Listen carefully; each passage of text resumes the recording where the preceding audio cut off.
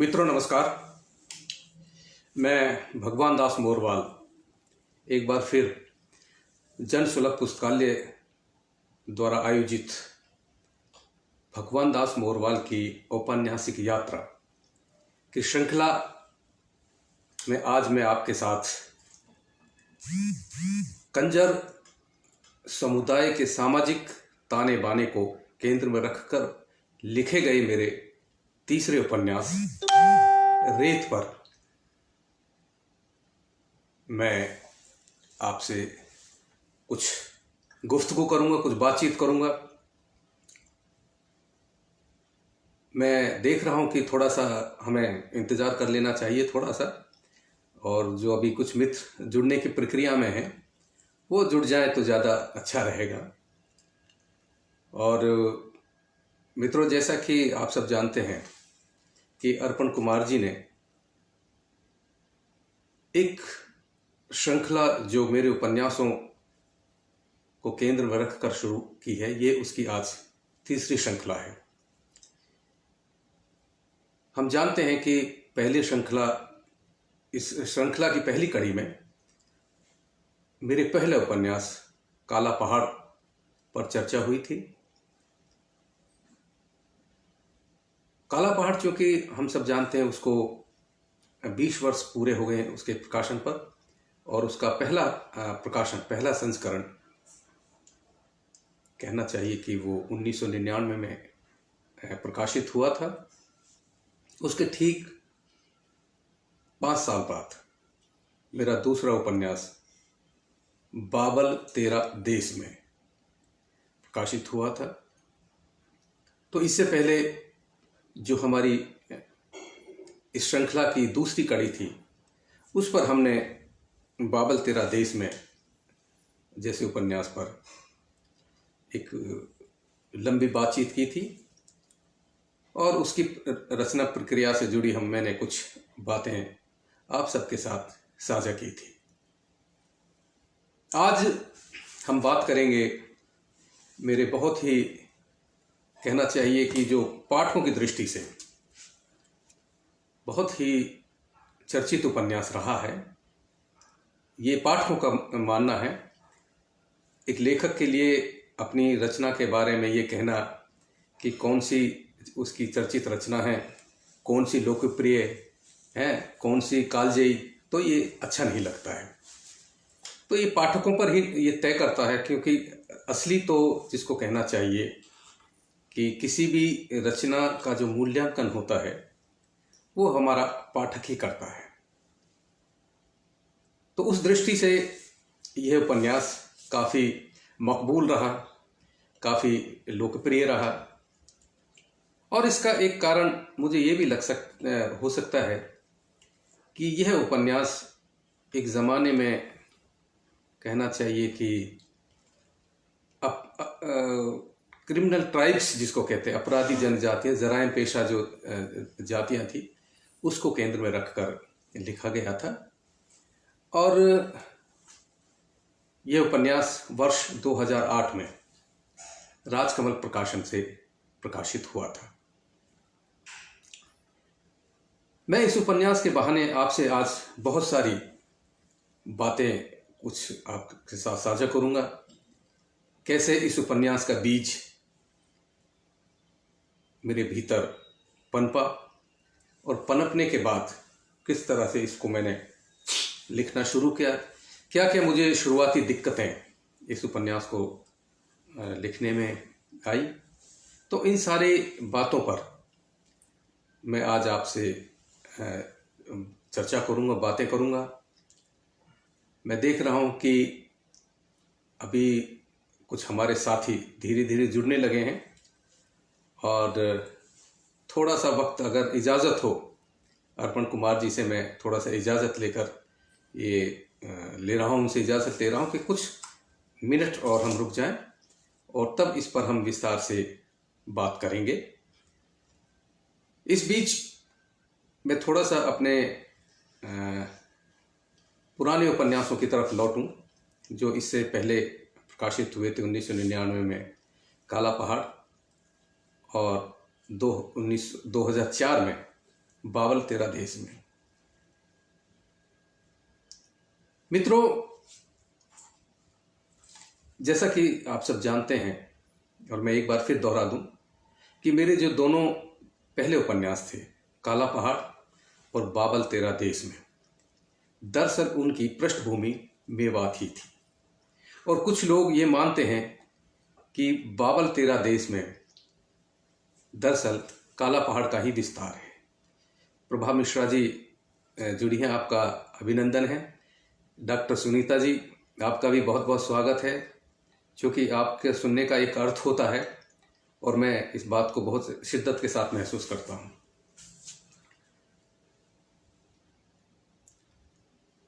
विनीजा विजयन जी भी जुड़ गई हैं, आप सबका स्वागत है। और मैं कह रहा था कि मेरे जो दोनों उपन्यास थे वो उनकी पृष्ठभूमि का मेवात थी, जो कि मेरा अपना अनुभव क्षेत्र रहा है, मेरा इलाका रहा है। विनीजा जी बहुत बहुत धन्यवाद, नमस्कार।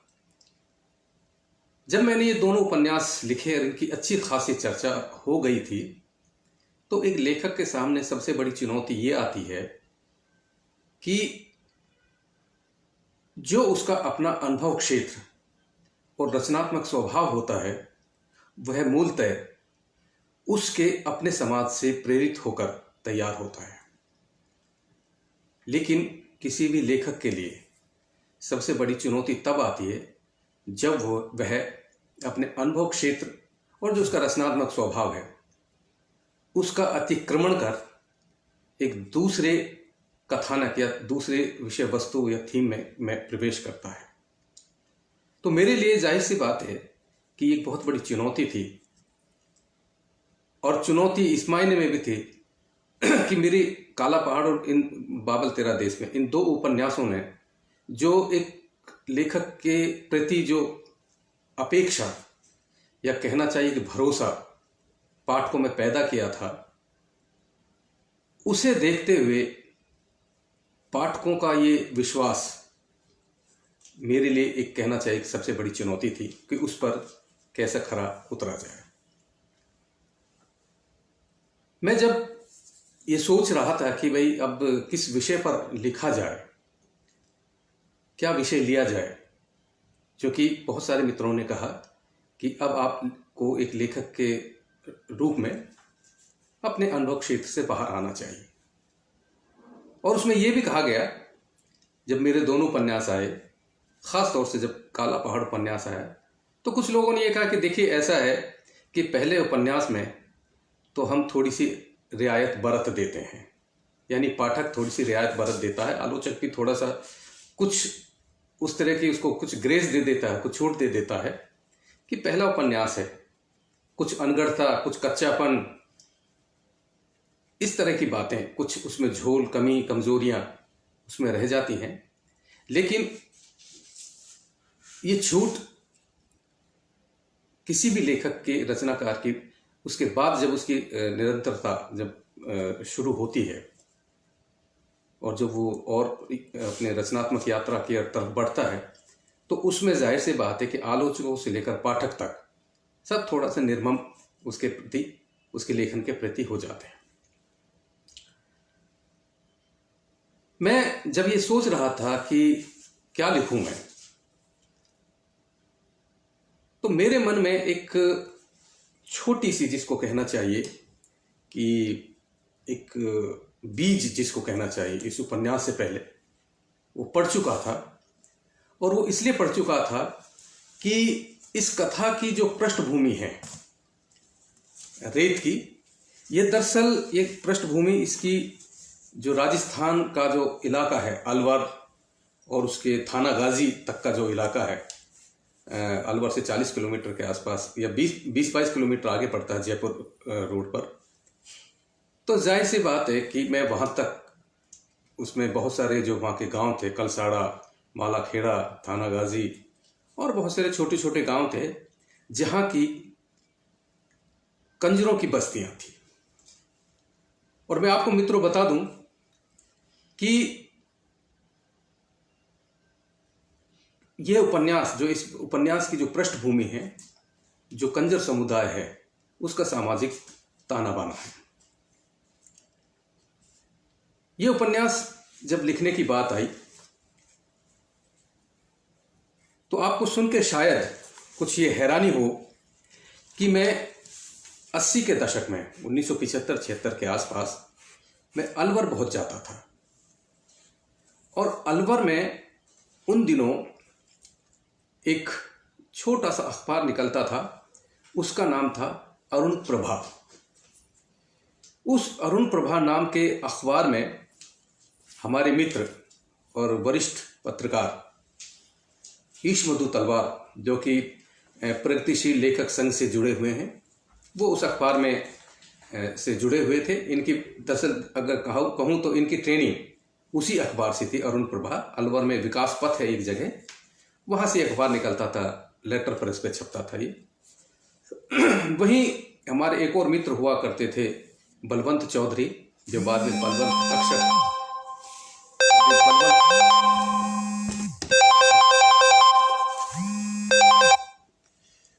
बाद में बलवंत तक्षक लिखने लगे और वो फिर चंडीगढ़ में चले गए थे। तो ये सब लोगों की एक तरह से कहना चाहिए कि जो शुरुआती पत्रकारिता की ट्रेनिंग है इन लोगों की, ये उसी अरुण प्रभा में शुरू हुई थी। वहीं से इन लोगों ने ये ट्रेनिंग ली थी। मैं उन्हीं दिनों क्योंकि कॉलेज में पढ़ता था और कुछ मेरी बहन अलवर में थी, वहीं उसका ससुराल था, तो मैं अक्सर जब वहाँ जाता था अलवर,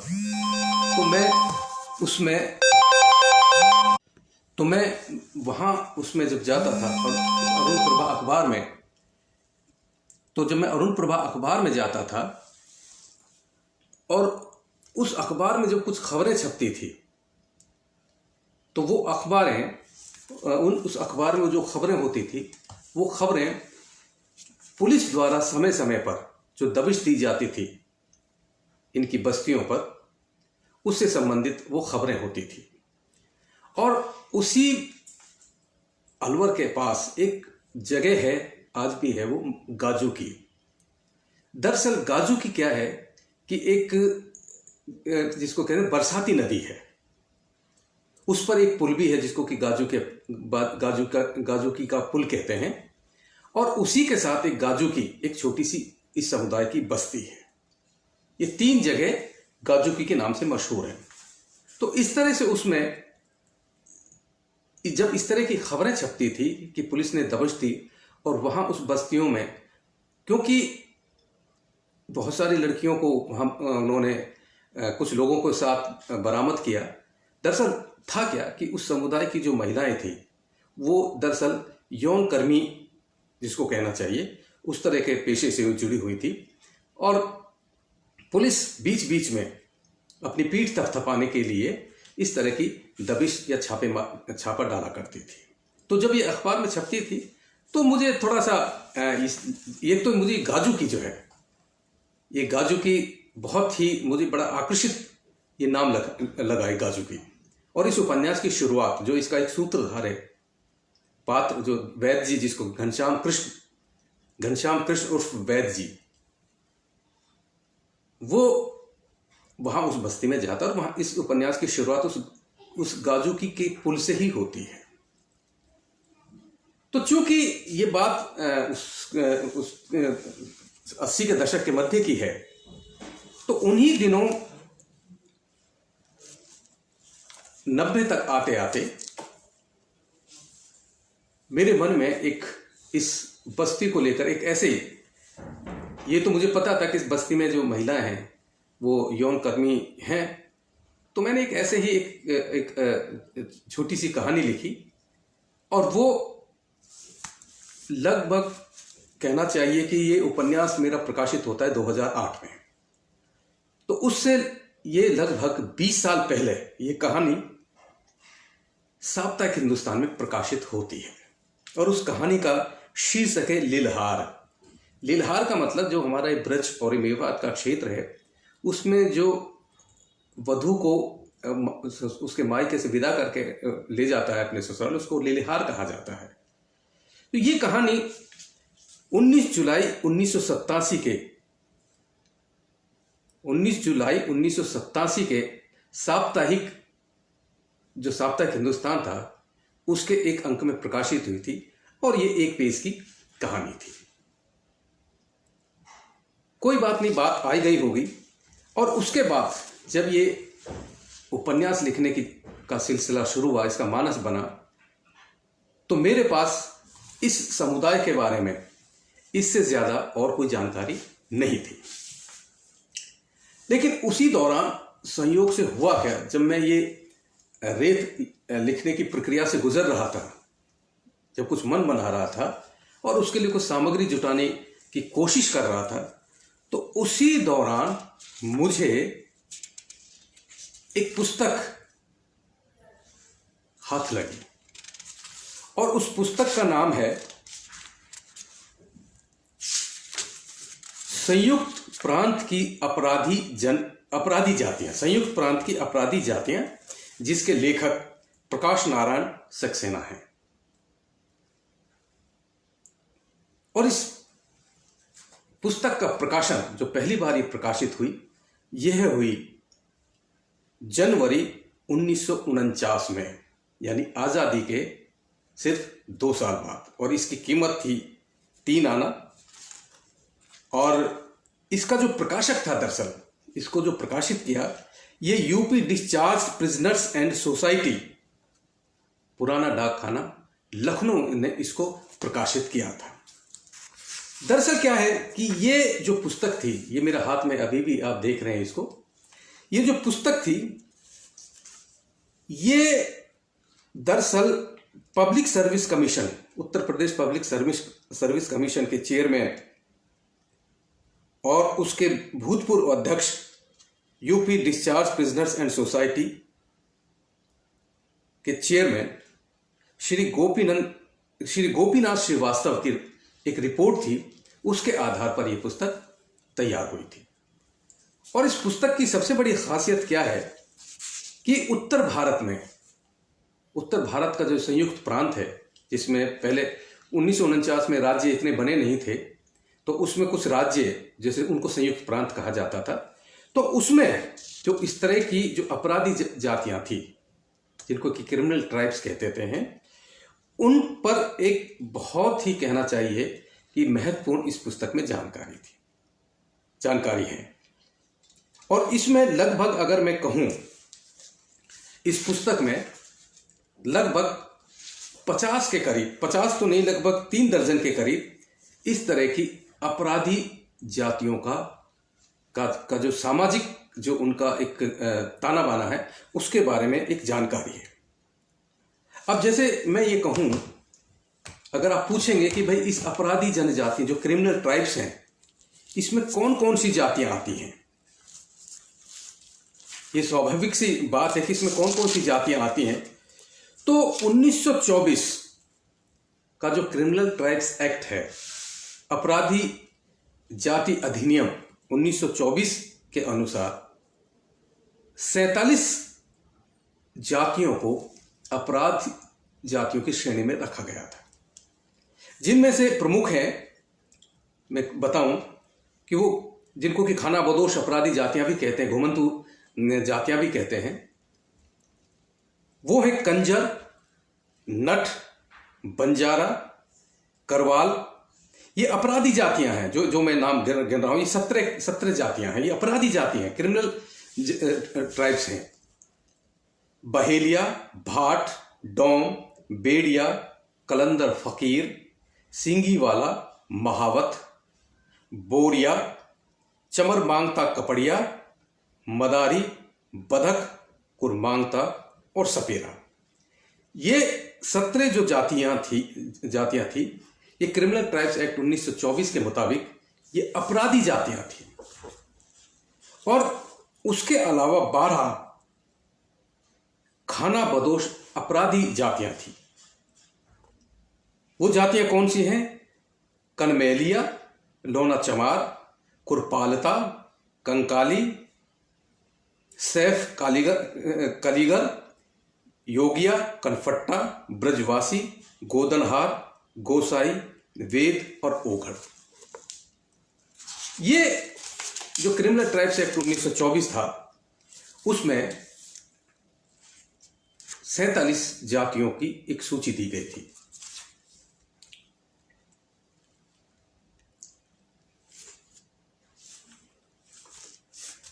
ये उपन्यास रेत, जैसा कि मैंने कहा, ये कंजर समुदाय के सामाजिक ताने बाने को केंद्र में रखकर लिखा गया था। तो एक स्वाभाविक सा प्रश्न ये उठता है कि आखिरकार ये कंजर शब्द की उत्पत्ति कैसे हुई।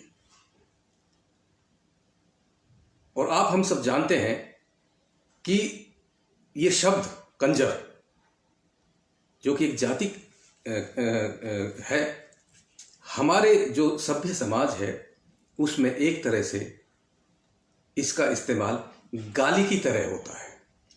अगर हमें किसी को गाली देनी होती है तो हम उसको कंजर शब्द से संबोधित करते हैं। ये लगभग पूरे हिंदुस्तान में आप इस तरह की इस चीज को देख सकते हैं।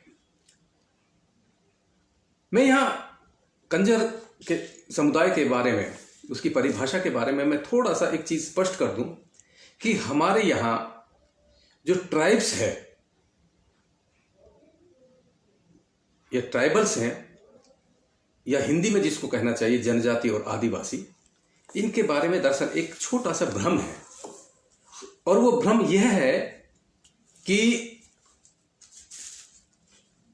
हम आदिवासी शब्द का जब इस्तेमाल करते हैं, इन जातियों का जब इस्तेमाल करते हैं, तो हम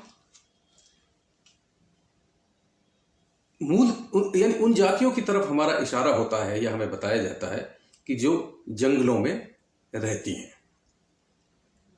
लेकिन ये जो जातियां हैं जिनको कि क्रिमिनल ट्राइब्स कहा जाता है, ये दरअसल उस तरह, ये आदिवासी नहीं है। ये जनजातियां, लेकिन ये घुमंतु जनजातियां, और ये जंगलों में नहीं रहती। तो मैं ये बता रहा था कि कंजर शब्द की जो उत्पत्ति है मित्रों, वह कानन चर शब्द से इस शब्द की उत्पत्ति हुई है। काननचर यानी जंगलों में विचरण करने वाला, जंगलों में घूमने वाला। और इनका जो गुरु है, जिसको कि अपना इष्ट देव मानते हैं, वो माना गुरु है। कहा जाता है कि माना गुरु अपनी पत्नी लनिन्या कंजरी के साथ रहते थे, और माना गुरु का शव इलाहाबाद जिले के कड़ा गांव में दफनाया गया था। ये कंजर समुदाय का, कंजर जाति का बहुत ही, जिसको कहना चाहिए कि पवित्र स्थान माना जाता है। ये इनके कुछ और भी देवी देवता हैं, जैसे मारी, प्रभा, भुइया, झकिया देवी, ये इसकी भी पूजा करते हैं कंजर समुदाय। इनकी दरअसल 4 उपजातियां हैं कंजरों की।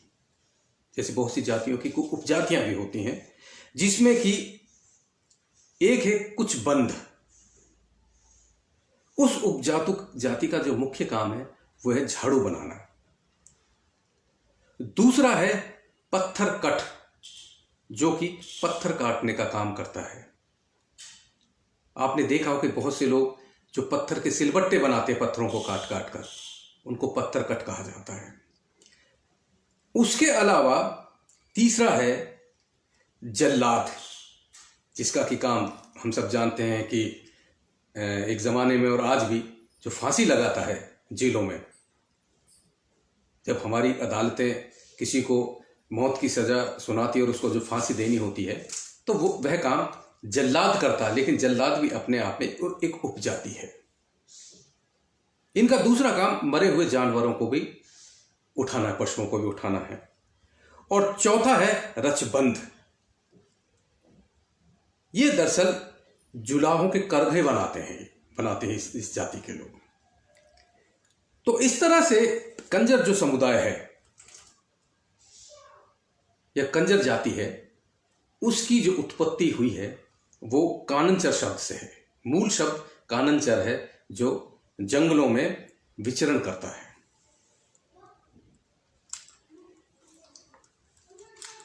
इस देश में जो क्रिमिनल ट्राइब्स एक्ट है,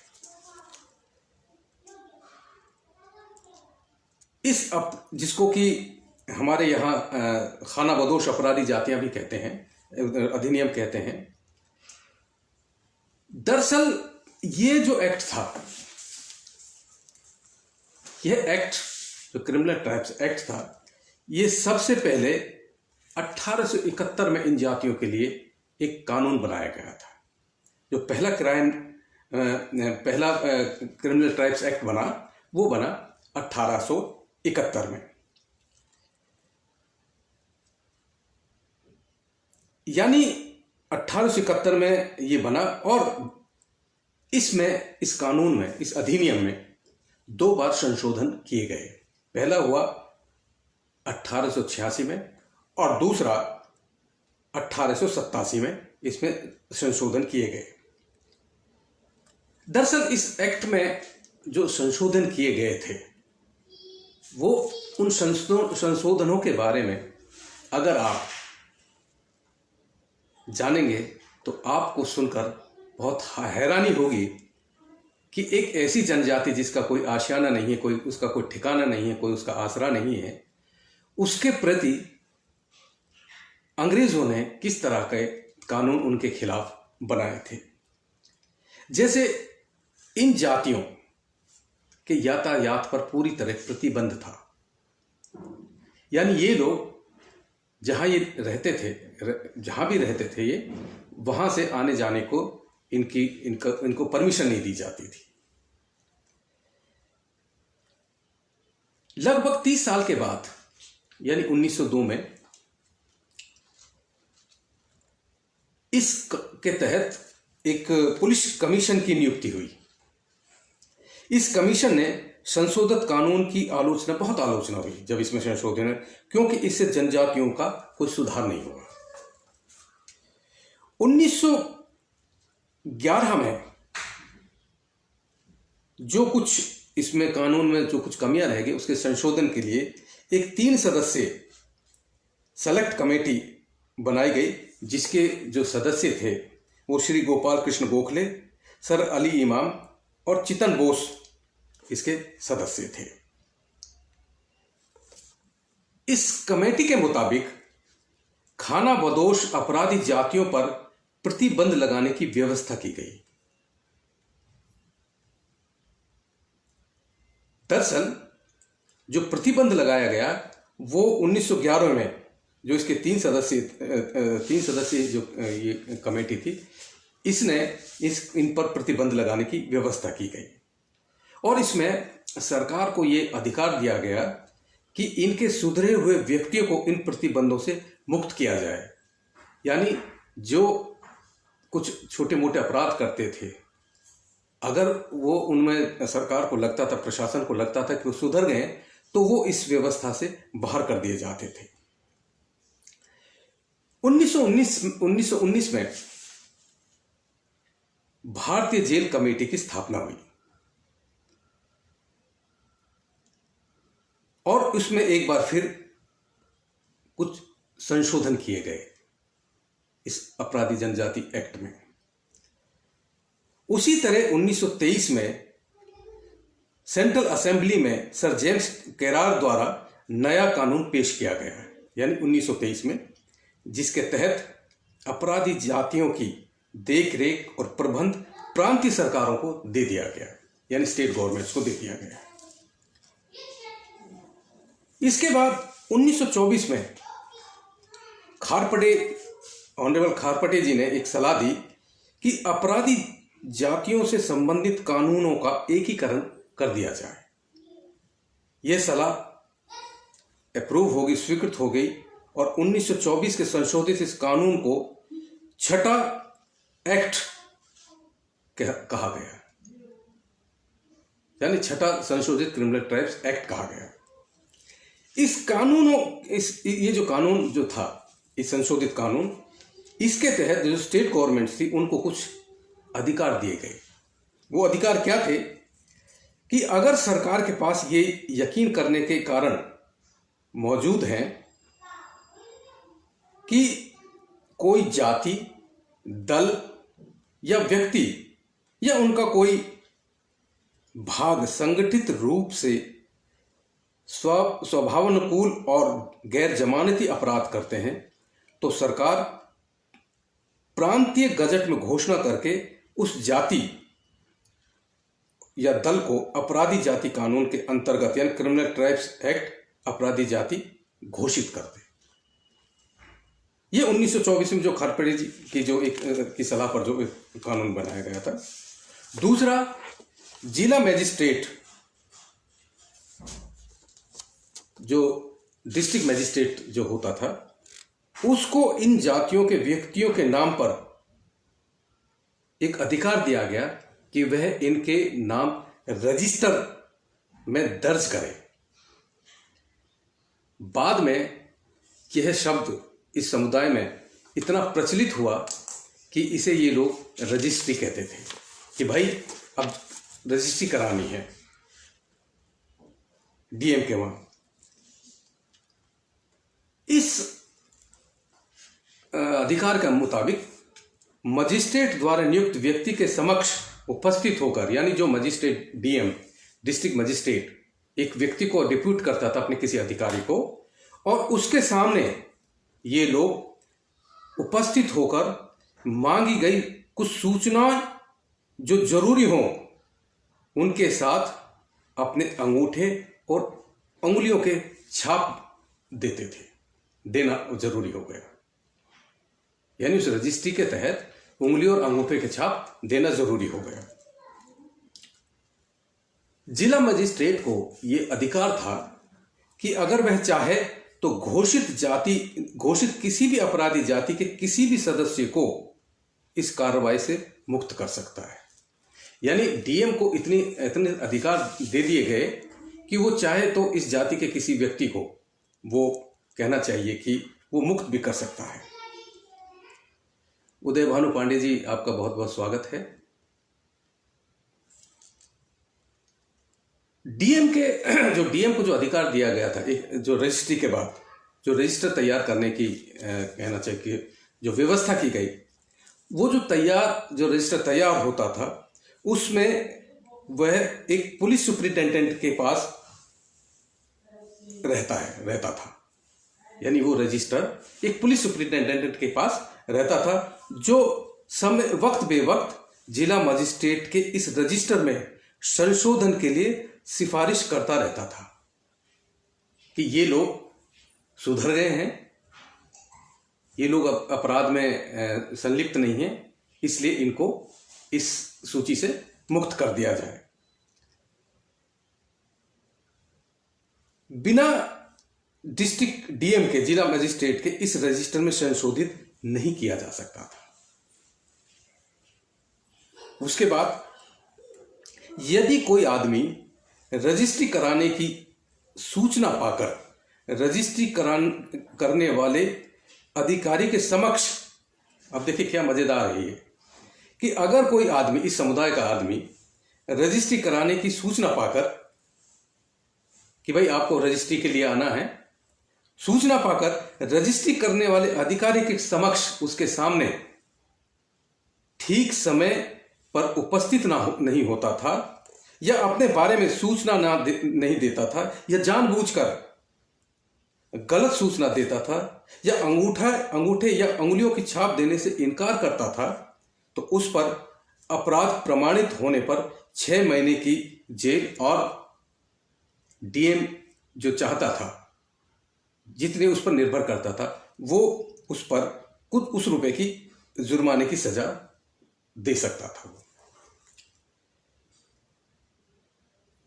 आगे सुनिए कि अगर रजिस्ट्री शुदा अपराधी,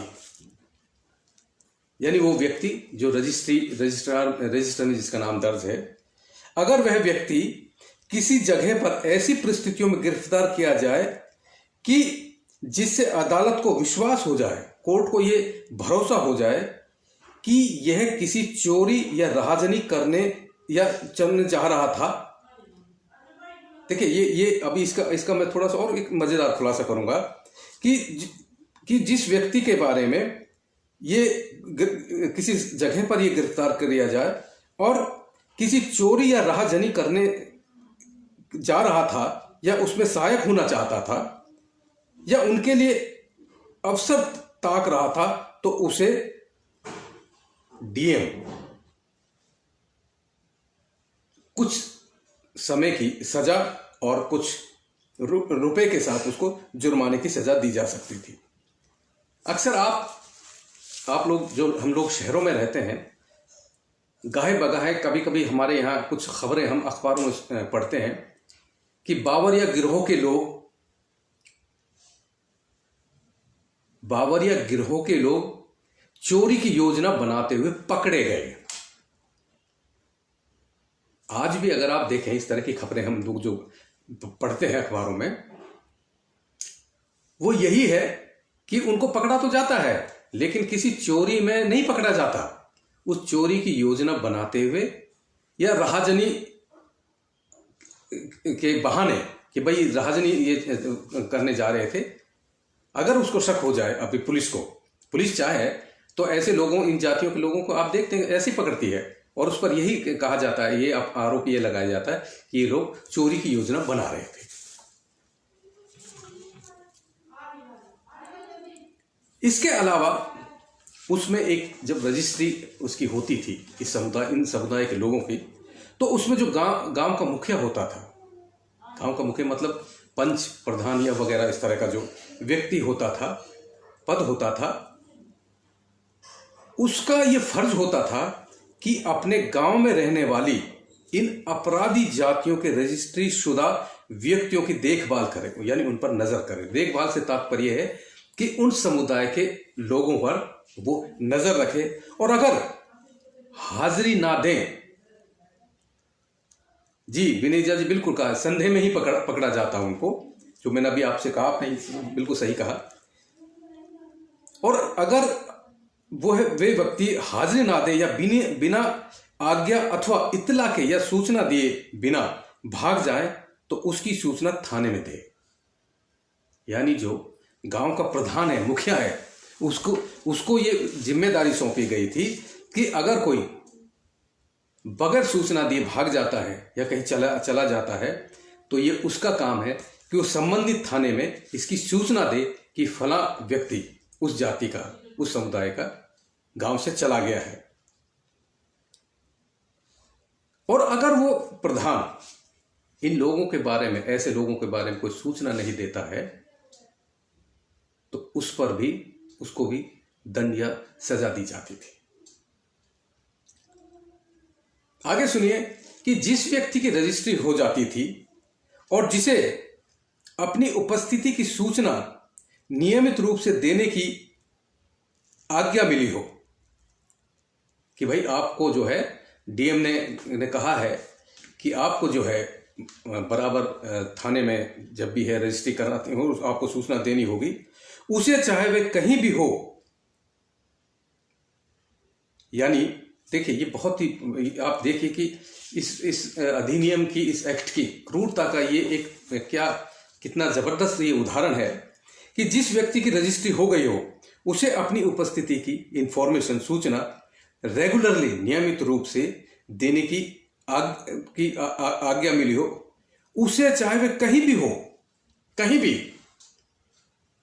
सूरज छिपने के बाद यानी सांझ होने के बाद और दिन निकलने से पहले, सूर्योदय से पहले एक बार हाजिरी अवश्य देनी पड़ती थी संबंधित थाने में।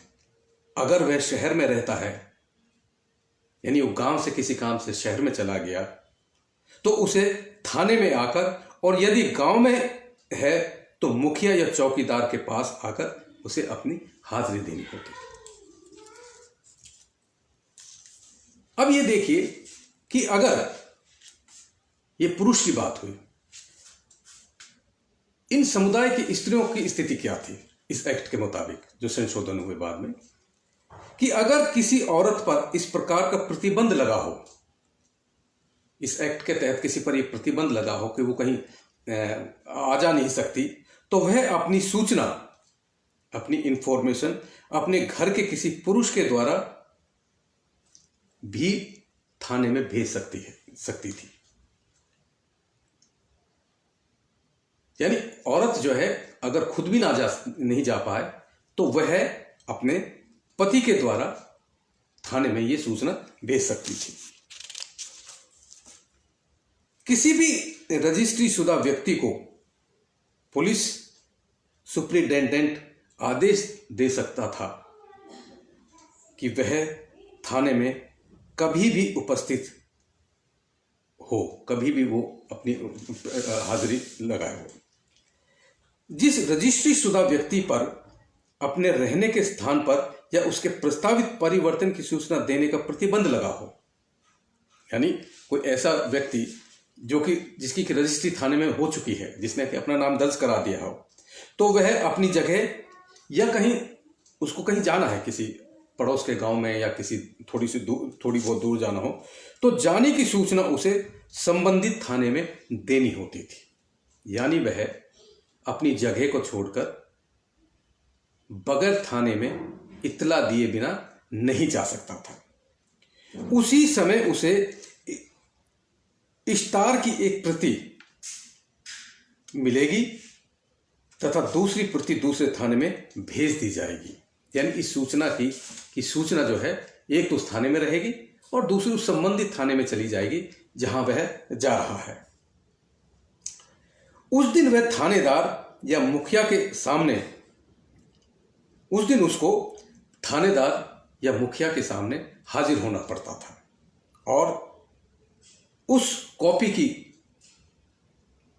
जो कॉपी जिसको कहना चाहिए कि जो उसको इत्तला दी जाती थी, जो कि वो थाना देता था, उसकी प्रति, उसकी कॉपी रवानगी की तारीख और समय लिखा होगा उस पर, उस इस्तार पर, उस कॉपी पर कि वो कब जा रहा है छोड़कर, उसकी तारीख और समय उस पर लिखा होगा। रजिस्ट्री शुदा प्रत्येक व्यक्ति को जब भी हाजिरी के लिए बुलाया जाता था, उसको हाजिर होना पड़ता था।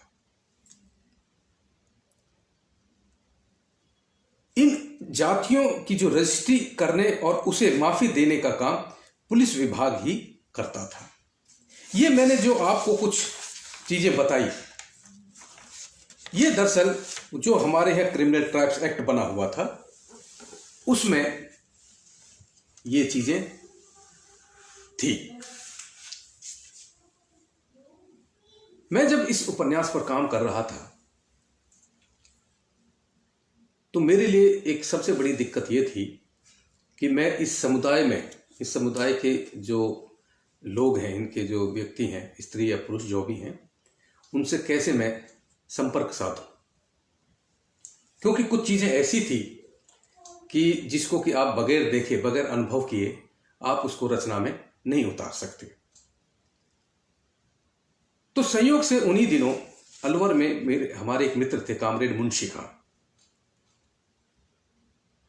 उनका दरअसल यूनानी दवाओं का एक दवाखाना था।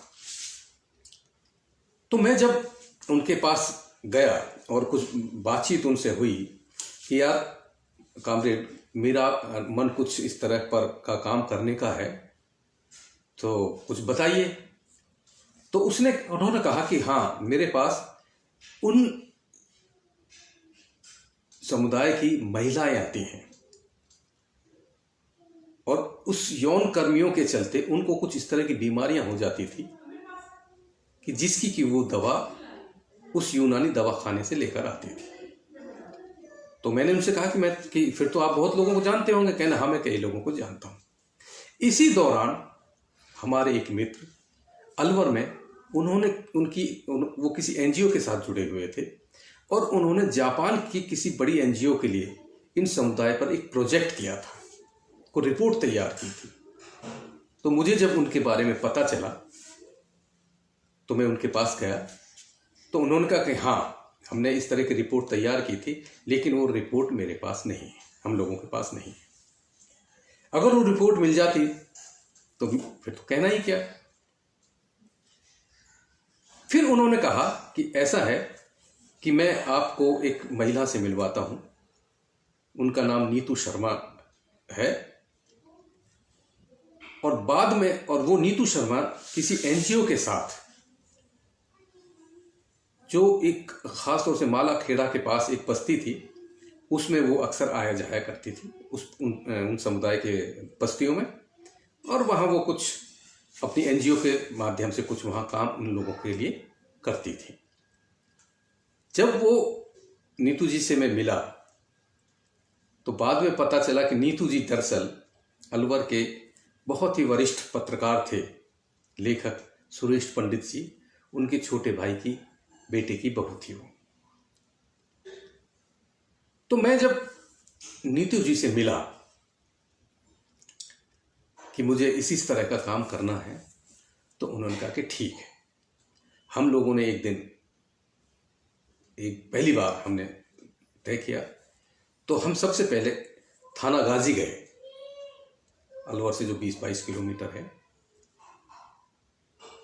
और वहां हम जिस व्यक्ति के पास गए वो एक पंडित जी थे। दरअसल इस उपन्यास में घनश्याम कृष्ण, जिसको कि वैद्य जी भी कहा नाम दिया गया है, वो ही दरअसल पंडित जी थे वो। उसके बाद उन्होंने, मित्र ने मेरी बहुत और भी मदद की, बहुत सारी चीजें मुझे बताई उन्होंने, कुछ जानकारियां दी। फिर मैं कई बार नीतू जी के साथ उनकी बस्तियों में गया। आपको सुनकर हैरानी होगी कि इस समुदाय, जो कंजर समुदाय है, ये अपने समुदाय से, अपनी जाति से बाहर के लोगों को कज्जा कहते हैं, यानी बाहरी लोग हैं कज्जा। तो कज्जा यानी बाहरी आदमी का उनकी बस्तियों में या उनके घरों में प्रवेश करना इतना आसान नहीं था, बिल्कुल भी इस चीज को असंभव सी बात थी ये। तो मैं जब उनके पास गया तो उन्होंने कहा कि ठीक है चलिए। तो हम लोग जब एक बार वहां गए तो उन्होंने मुझे रास्ते में ये सख्त हिदायत दी कि आप बोलेंगे नहीं, आप बोलेंगे नहीं, जो कुछ देखना है आप चुपचाप देखेंगे। मैंने कहा ठीक है। तो मैंने की कि अगर मान लीजिए उन्होंने आपसे ये पूछा ये व्यक्ति, ये लड़का कौन है जो आपके साथ आता, तो कहने लगा उसकी चिंता मत करिए, मैं कह दूं मेरे मामा का लड़का है। मैंने कहा ठीक है। उससे पहले जब हम वहां गए थे तो मैंने इस समुदाय में बुआ और भाभी की, भाभी शब्द, बुआ और भाभी शब्द इनके यहां बहुत प्रचलित था।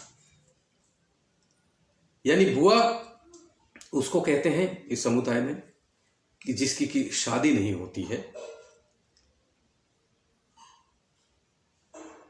उसको बुआ कहा जाता है, और भाभी उसको कहा जाता है जो लड़की दूसरे जगह से विहाता के रूप में उस परिवार में आती है। वो यौन कर्मी का काम नहीं करती है, उसका काम बच्चों की देखभाल, जैसे आम महिला हमारे इस भारतीय समाज में काम करती है, उस तरह का वो काम करती थी। और मुझे फिर ये भी पता चला कि जब इस समुदाय में बच्ची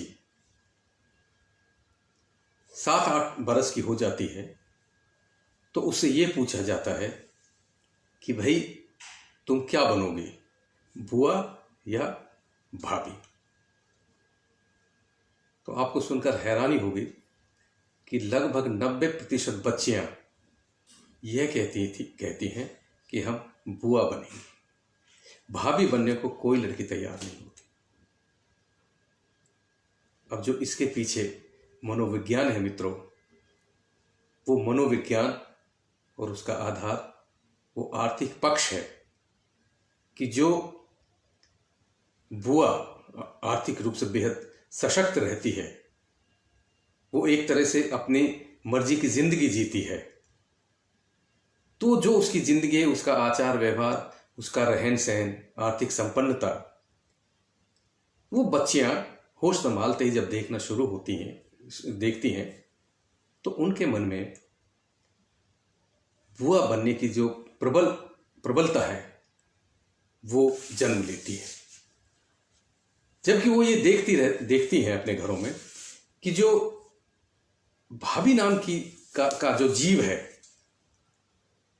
उसकी दिनचर्या सवेरे से शुरू होती है और लगभग रात को 11, 12, 1 बजे तक चलती रहती है। यानी जब तक बुआएं, या जिसको कि हम उसमें खिलावड़ी भी कहते हैं, यानी खिलावड़ी तब तक रहती है जब तक वो पेशा करती है, ये काम करती है, और बुआ वो ताउम्र रहती है। तो उनकी जो दिनचर्या, भाभी की दिनचर्या सवेरे शुरू होती कि सवेरे उठकर वो उसका घर का खाना वाना बनाना, कपड़े लत्ते धोना, झाड़ू बुहारी करना, फिर उसके बाद 11, सवा 11 बजे तक बुआओं के लिए खाना वाना बनाना, क्योंकि दोपहर होते होते 2 बजे के आसपास तक बुआएं अपने क्लाइंट्स को अटेंड करने के लिए तैयार होना शुरू हो जाती है। तो उनका नाश्ते पानी खाने पीने की सारी जो जिम्मेदारी होती है वो भाभी की होती है। ये मैंने इतना सुना हुआ था। एक बार जब मैं नीतू जी के साथ एक इस बस्ती में गया, और उस बस्ती का जो मकान था बड़ा विशाल मकान था, यानी आर्थिक रूप से ये लोग बेहद संपन्न होते हैं, पैसे की कोई कमी नहीं है। क्योंकि जब हम गए तो हमें एक सूचना मिली थी कि उस परिवार में जिसमें नीतू जी जाती थी, उन्होंने कुछ ही महीने पहले 2 बेलोरो गाड़ी, उस वक्त उन्होंने एसी गाड़ी खरीदी थी अपने काम, व्यक्तिगत काम के लिए। तो आप इससे अंदाजा लगा सकते हैं कि वो आर्थिक रूप से किस तरह साधन संपन्न रही हैं, होती है ये समुदाय। तो जब हम दोनों गए वहां उस एक घर में, एक बस्ती में, तो हमने देखा कि बहुत बड़ा अहाता, उसमें काफी बड़े बड़े मकान, और वहां कोई चहल पहल विशेष नहीं थी। सिर्फ एक महिला एक छप्पर के नीचे, ये 10 बजे के आसपास की बात थी, तो रोटियां बना रही थी। तो नीतू जी उसके पास गई, उनका नाम लिया, और उसने पूछा कि बाकी के लोग कहाँ गए हैं। तो उस महिला ने उत्तर दिया, जो कि भाभी थी, कि वो लोग, किसी की दरअसल मौत हो गई थी, उसके फूल लेकर, यानी अस्थियां लेकर वो हरिद्वार गए हैं।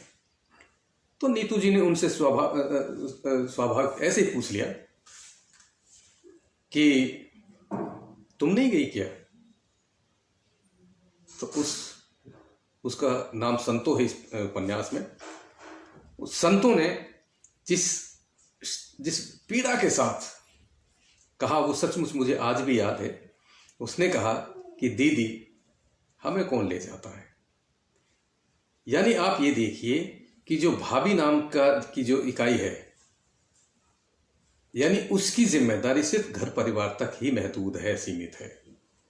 जबकि जो बुआएं थी वो बाकायदा हरिद्वार गई थी।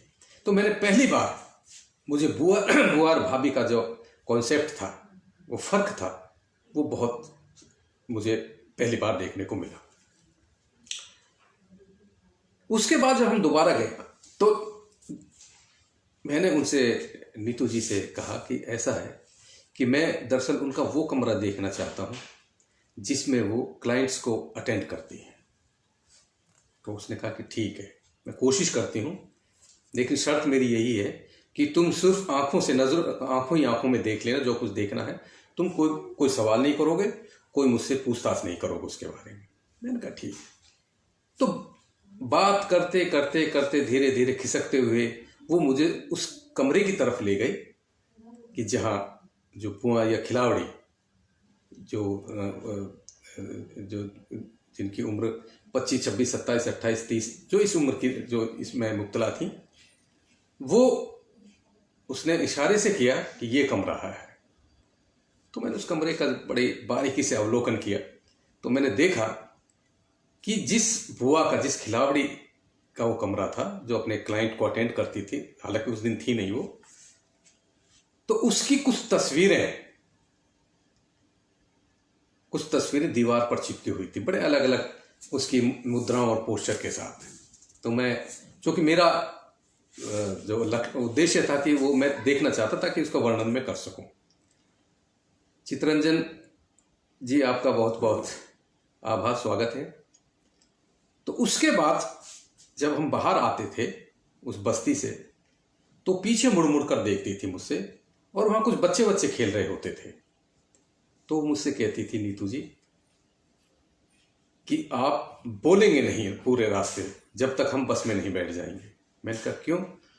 कहने कि इनकी लिप्स रीडिंग बहुत ज़बरदस्त होती है इन बच्चों की।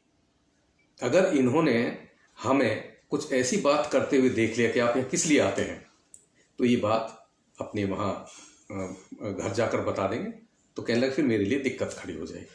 मैंने कहा ठीक है। इसी तरह से मैं, जो हमारे मित्र जो यूनानी डॉक्टर थे, डॉक्टर कामरेड मुंशी खां, उन्होंने मुझे एक बड़े मजेदार बात बताई कि यहाँ एक बस्ती में भूरा की मजार है। होगी भूरा, कोई पीर होगा, कोई फकीर रहा होगा, कोई सूफी रहा होगा। क्या लगे नहीं, वो उसका बड़ा मजेदार किस्सा है यार। मैंने कहा क्या? उन्होंने कहा कि दरअसल जो भूरा था, उसने दो नाम मुझे बताए जो कि इस उपन्यास में भी है, कौशल्या और कोई दूसरी नाम। उसमें वो दरअसल एक क्लाइंट था भूरा, और वो एक उसके पास आता जाता था। तो एक जो खिलावड़ी थी, एक बुआ खिलावड़ी कहिए, तो उसने ये कहा कि अगर मुझे आपसे लड़का पैदा हो गया तो तुम्हारे मरने के बाद मैं तुम्हारी कब्र बनवाऊंगी। कब्र के लिए उसने कहा। अब ये संयोग देखिए कि उससे उसका सचमुच एक लड़का पैदा हो गया। जब लड़का पैदा हो गया तो उसने,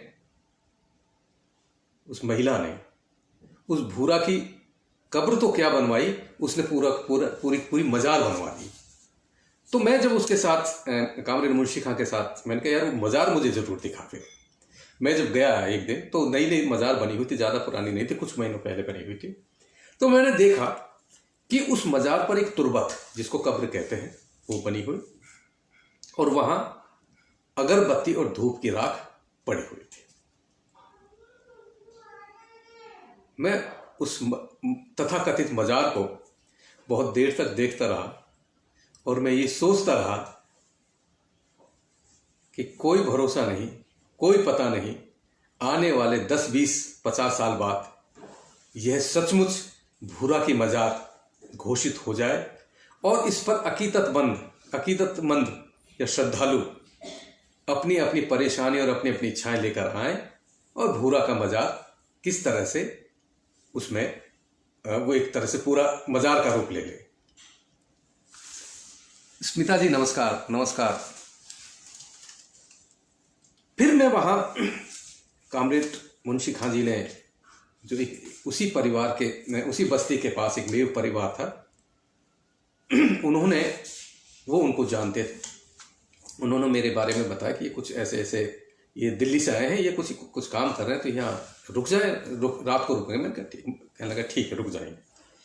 तो मैं रात को उस बस्ती के पास वहाँ रुका, सामने ही उनके वहाँ, और वहाँ हमने खाना वाना खाया। तो मुझे बहुत सारी बातें उस समाज के बारे में, उस समुदाय के बारे में, उस परिवार ने भी बहुत कुछ बताया।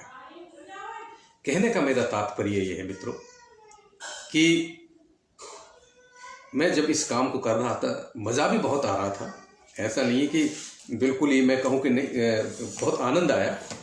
और मैं अब आपको इस उपन्यास का एक अंश सुनाना चाहूँगा वानगी के तौर पर। और ये अंश, इनके यहाँ एक प्रथा है, एक रिवाज है इस समुदाय में कि जब लड़के की शादी होती है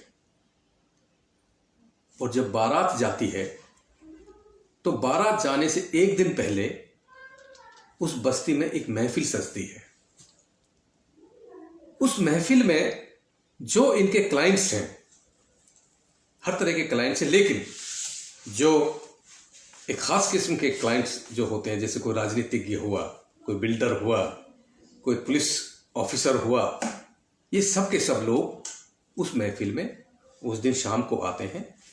और उस रात इस समुदाय की जो लड़कियां हैं, बुआएं हैं, वो नाच गाना करती हैं, गाना गाती हैं और वो देर रात तक वो महफिल चलती है। और इसकी एक विशेष बात यह है मित्रों कि इस महफिल में जितना भी पैसा आता है वो सारा का सारा पैसा जो उस घर में बहू बनकर आएगी उसके मायके वालों को दिया जाता है। अब ये देखने में और सुनने में, ये प्रथा कहिए या चलन कहिए, मुझे भी बहुत अच्छा लगा था। और मुझे इसलिए अच्छा लगा कि देखिए कि जहां हम सभ्य समाज में हम दहेज लड़की वालों से लेते हैं, इस समुदाय में दहेज उल्टा लड़की वालों को दिया जाता है। तो कायदे से देखा जाए तो ये तो एक बहुत अच्छी एक रिवाज है, चलन है, लेकिन इसका अर्थ मुझे, इसके पीछे की जो पृष्ठभूमि थी, शिखर त्रिपाठी जी बहुत बहुत धन्यवाद, बेहद रोचक। चलिए, आपको रोचक लग रहा है तो मैं एक बारात में भी गया था इनके यहाँ, एक बारात में भी गया, महफिल में तो नहीं जा पाया लेकिन मैं बारात में भी गया था। तो बाद में ये पता चला कि दरअसल इस समुदाय में जैसे महफिल का पैसा आया जो इनके क्लाइंट्स ने नाच गाने के दौरान, क्योंकि उसमें सब कुछ होता है, खाना पीना शराब वराब सब कुछ, क्योंकि इनके यहाँ एक शराब बनती है, उसको पहली तोड़ और दूसरी तोड़ जो बहुत रिफाइन होती है उसको पहला तोड़ कहते हैं, और जिसमें कुछ मिलावट से कुछ हल्की उसमें नशा होता है उसको दूसरा तोड़ कहते हैं। तो उस तरह की शराब इनके यहाँ बनाई भी जाती है, जिसको कि खादर के इलाके में, यमुना पार के इलाके में पहला फूल, दूसरा फूल, और अलग अलग जगहों पर इस तरह की जो शराबें, जो कच्ची शराब जो बनाई जाती है उसके अलग अलग तरह के नाम हैं। तो बाद में मुझे पता चला कि दरअसल ये जो पैसा दिया जाता है, महफिल का पैसा, सिर्फ यही पैसा नहीं दिया जाता, बल्कि उस लड़की के माता पिता को और भी पैसा दिया जाता है। और वो इसलिए दिया जाता है, एक तरह से वो कंपनसेशन है उस लड़की के माँ बाप को, जिनका कि एक आय का साधन उनके घर से दूसरे घर में जा रहा है। तो मित्रों, ये एक महफिल जिसको कहना चाहिए एक, इसमें मैं सुनाता हूं एक अंश, मुझे उम्मीद है कि अच्छा लगेगा। यानी महफिल सजने की पूरी तैयारी है, उससे पहले का ये विवरण देखिए। खुली छत से आकाश में झूलती तारों की झीनी चादर से टिमटिमाते हुए तारे ऐसे दिखाई दे रहे हैं मानो सितारों से जड़ी स्याह ओढ़नी पर ओस की बूंदें चमक रही हैं। बैसाख के शुक्ल पक्ष का महज तीसरा दिन होने के कारण नवजात शिशु सा चंद्रमा भी ज्यादा देर तक इंतजार नहीं कर पाया। जी, मैंने एमपी की एक जनजातियों के बारे में भी ऐसे ही पढ़ा हुआ है। हाँ, शिखर त्रिपाठी जी, बिल्कुल, जी जी जी। 8 बजते बजते पूरी छत भर गई, यानी छत पर है ये महफिल। वैसाख का दिन है, यानी गर्मी है, तो जाहिर सी बात है कि ये महफिल छत पर लगी हुई है। पहले हारमोनियम और ढोलक की थाप पर जो धमाल मचा वह देर तक नहीं थमा। सुशीला, माया, रुक्मणी, वंदना, पूनम तो नाची ही, बीच बीच में किसी न किसी के आग्रह पर बुआ भी एक आध बार ठुमका मार लेती। ये बुआ बुजुर्ग महिला में, इनका नाम कमला है, कमला बुआ। कमला बुआ भी एक आध ठुमका मार लेती। महफिल में शोखियों और शोखियों में गहराती रात का शबाब घुलने लगा। कमला बुआ के बगल में बैठे मंगल के सहरे पर वार फेर में आने वाले नोटों की सी बारिश ही होने लगी। 10 बजते बजते बुआ सहित सुशीला और माया तो पस्त हो गई, परंतु रुक्मणी, वंदना तथा पूनम का जी नहीं भरा। भला भरे भी तो कैसे भरे, असली महफिल तो अब शुरू होनी है। अचानक कुछ रंगीन बल्बों को छोड़कर एक एक कर सारी बत्तियां बुझा दी गई और जैसे ही डीजे पर शुरू हुआ भीगे होंठ तेरे गीत के बोल के साथ सलमा महफिल में दाखिल हुई, यानी ये भी बुआ है, खिलाड़ी है, कि गद्दों पर अलसाए से पड़े जिस्मों में ताकत लौट आई, यानी वो जिनके क्लाइंट्स थे। सुप्त शिराओं में खून दौड़ने लगा और गांव तकियों के सहारे दीवार से पीठ लगाकर बैठे तथा अधलेटे खास मेहमानों के खाली हुए गिलास फिर से भर उठे। तिवारी जी ने सामने बैठे वैद्य जी को इशारे से अपने पास बुलाया और लगभग फुसफुसाते हुए कहा, यार वैद्य जी, वो पहला तोड़ कहाँ है? ये वही शराब जो मैंने आपको बताया था। वैद्य जी तुरंत उठा और एक लड़के को साथ ले आया। ये हुई ना वैद्य जी बात। पहले तोड़ से भरते जा रहे गिलास को देखकर तिवारी जी की बाछें खिल उठी। सही कहा था तारा ने कि बुआ, हम ऐसी आइटम तैयार करके लाई हैं कि तेरे इज्जतदार देखते रह जाएंगे। मैंने अभी एक शब्द का इस्तेमाल किया था, कज्जा। ये बाहरी लोगों को कज्जा कहते हैं, और जो ऐसे लोग हैं जैसे महफिल में विराजमान हैं, पुलिस एडमिनिस्ट्रेशन के ऑफिसर, बिल्डर, पॉलिटिशियंस, उनको ये लोग इज्जतदार कहते हैं। इसके बाद एक के बाद एक तारा, सलमा, ज्योति तीनों ने डीजे पर जो डांस किया उस पर रिटायर्ड एसएसपी राठौर, भारत ईंट भट्टे का मालिक रामपत यादव, शेयर दलाल आहूजा, रियल एस्टेट के नाम पर खाली पड़ी जमीनों पर अवैध कब्जा जमाने वाला गुप्ता प्रॉपर्टीज का मालिक गुप्ता, और खांटी समाजवादी तिवारी जी भी अपने आप को नहीं रोक पाए। अब डीजे पर लरसती, बल खाती, संगमरमरी देह से चिपके तिवारी जी ठुमके लगाएं। ऐसे में उनके अनन्य मित्र और पार्टी का भविष्य कब तक अपने आप को रोक पाता, यानी राष्ट्र के प्रति समर्पित होने का ज्ञान लेने आया मुरली भी इस नृत्य यज्ञ में कूद पड़ा।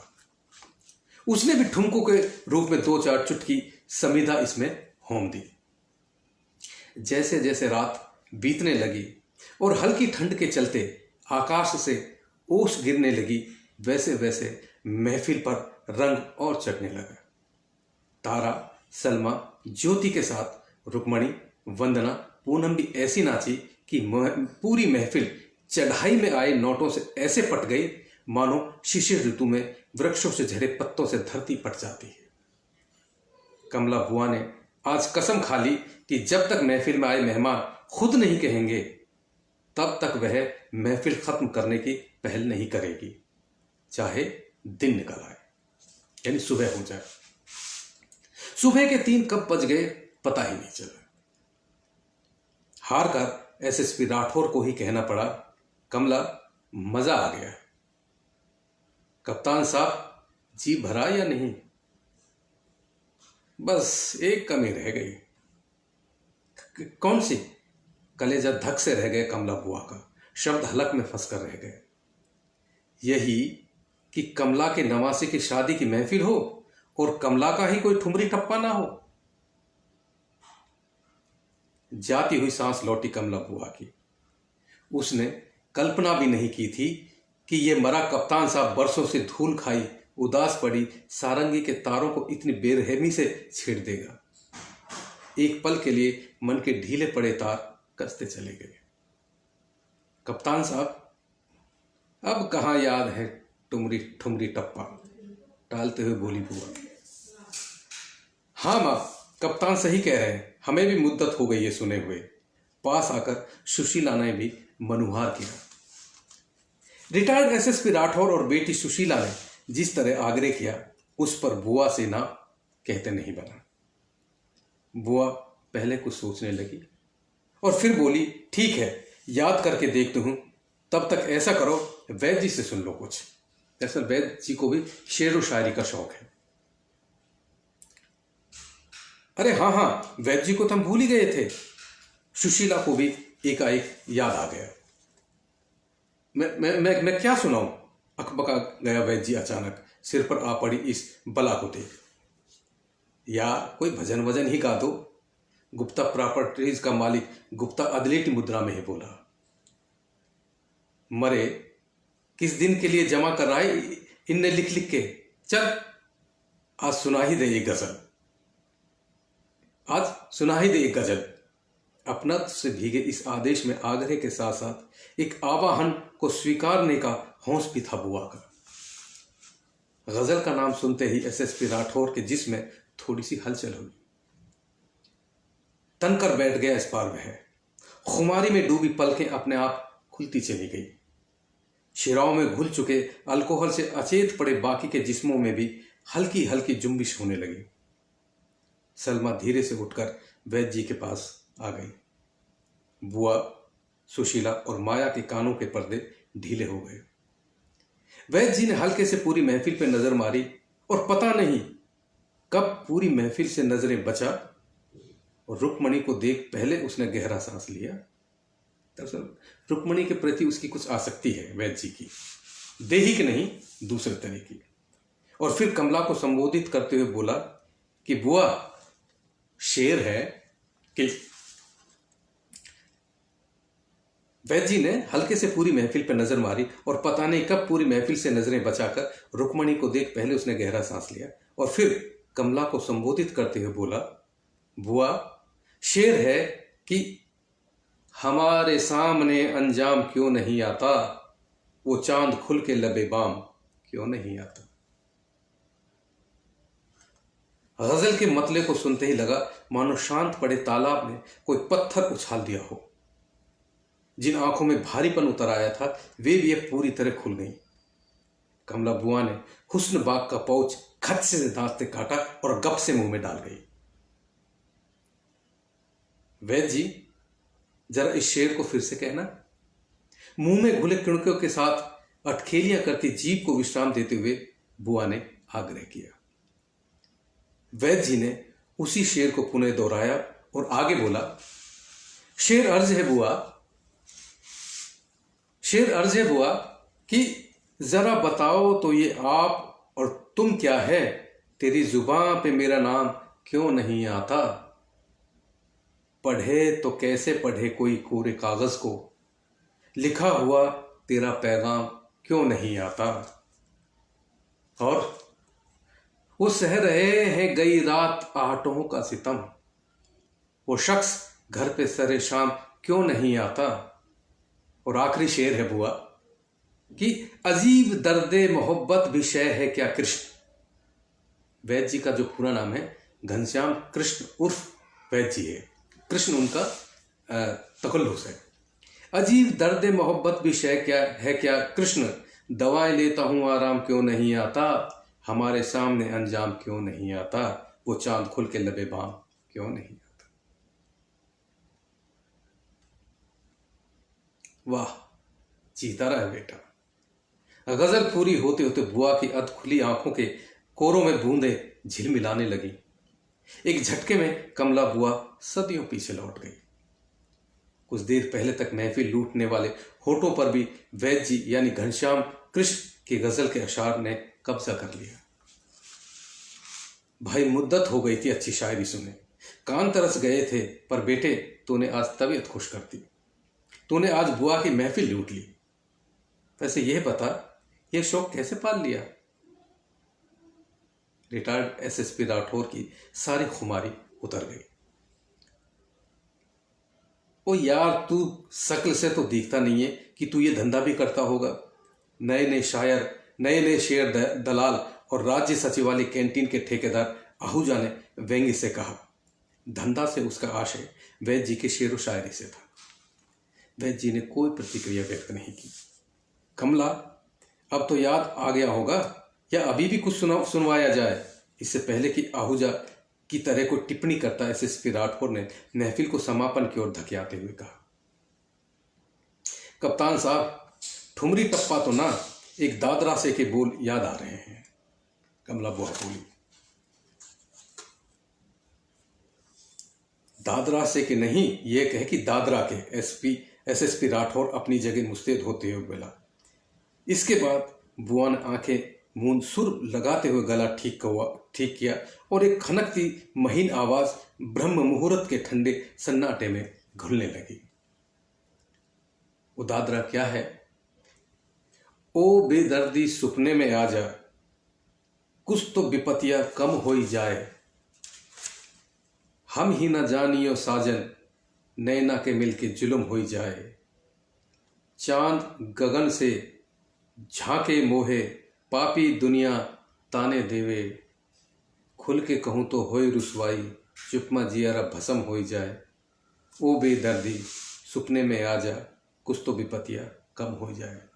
ये दरअसल जिस दादरा को कमला बुआ सुनाती है, दरअसल ये दादरा बेगम अख्तर की गाई हुई एक दादरा है ये, जिसको मैंने इसमें इस तरह से इस्तेमाल किया है। और इसी तरह से जो आपने अशार सुने, जो गज़ल सुनी, वो गज़ल मेरी नहीं है, वो किसी की उधार ली हुई गज़लें हैं और इसको मैंने संवादों के रूप में उसमें इस्तेमाल किया है। दादरा ख़त्म होने लगा, दादरा ख़त्म होने लगा, दादरा ख़त्म होते लगा, जैसे आकाश में छितरे तारों का झुंड उतरकर कमला बुआ का दादरा सुनने के लिए छत की मुंडेर पर आ बैठा है। खुले आकाश से झरती ओस की बूंदें भी थोड़ी देर के लिए जहाँ की वहीं ठहर गई। बैसाख के शुक्ल पक्ष की तीसरी रात के थके मांदे जिस अंतिम पहर का तिमिर तथा पौ फटने से पहले का कुनमुनाता उजास भी अपने आप को दादरा की पंक्तियों को बुआ के संग संग गुनगुनाने से नहीं रोक पाया। मित्रों, ये एक इसका अंश था। मैं इस उपन्यास के बारे में एक और रोचक जानकारी मैं दे दूं, और वो रोचक जानकारी क्या है कि वो जानकारी ये है कि ये जो उपन्यास है रेत, दरअसल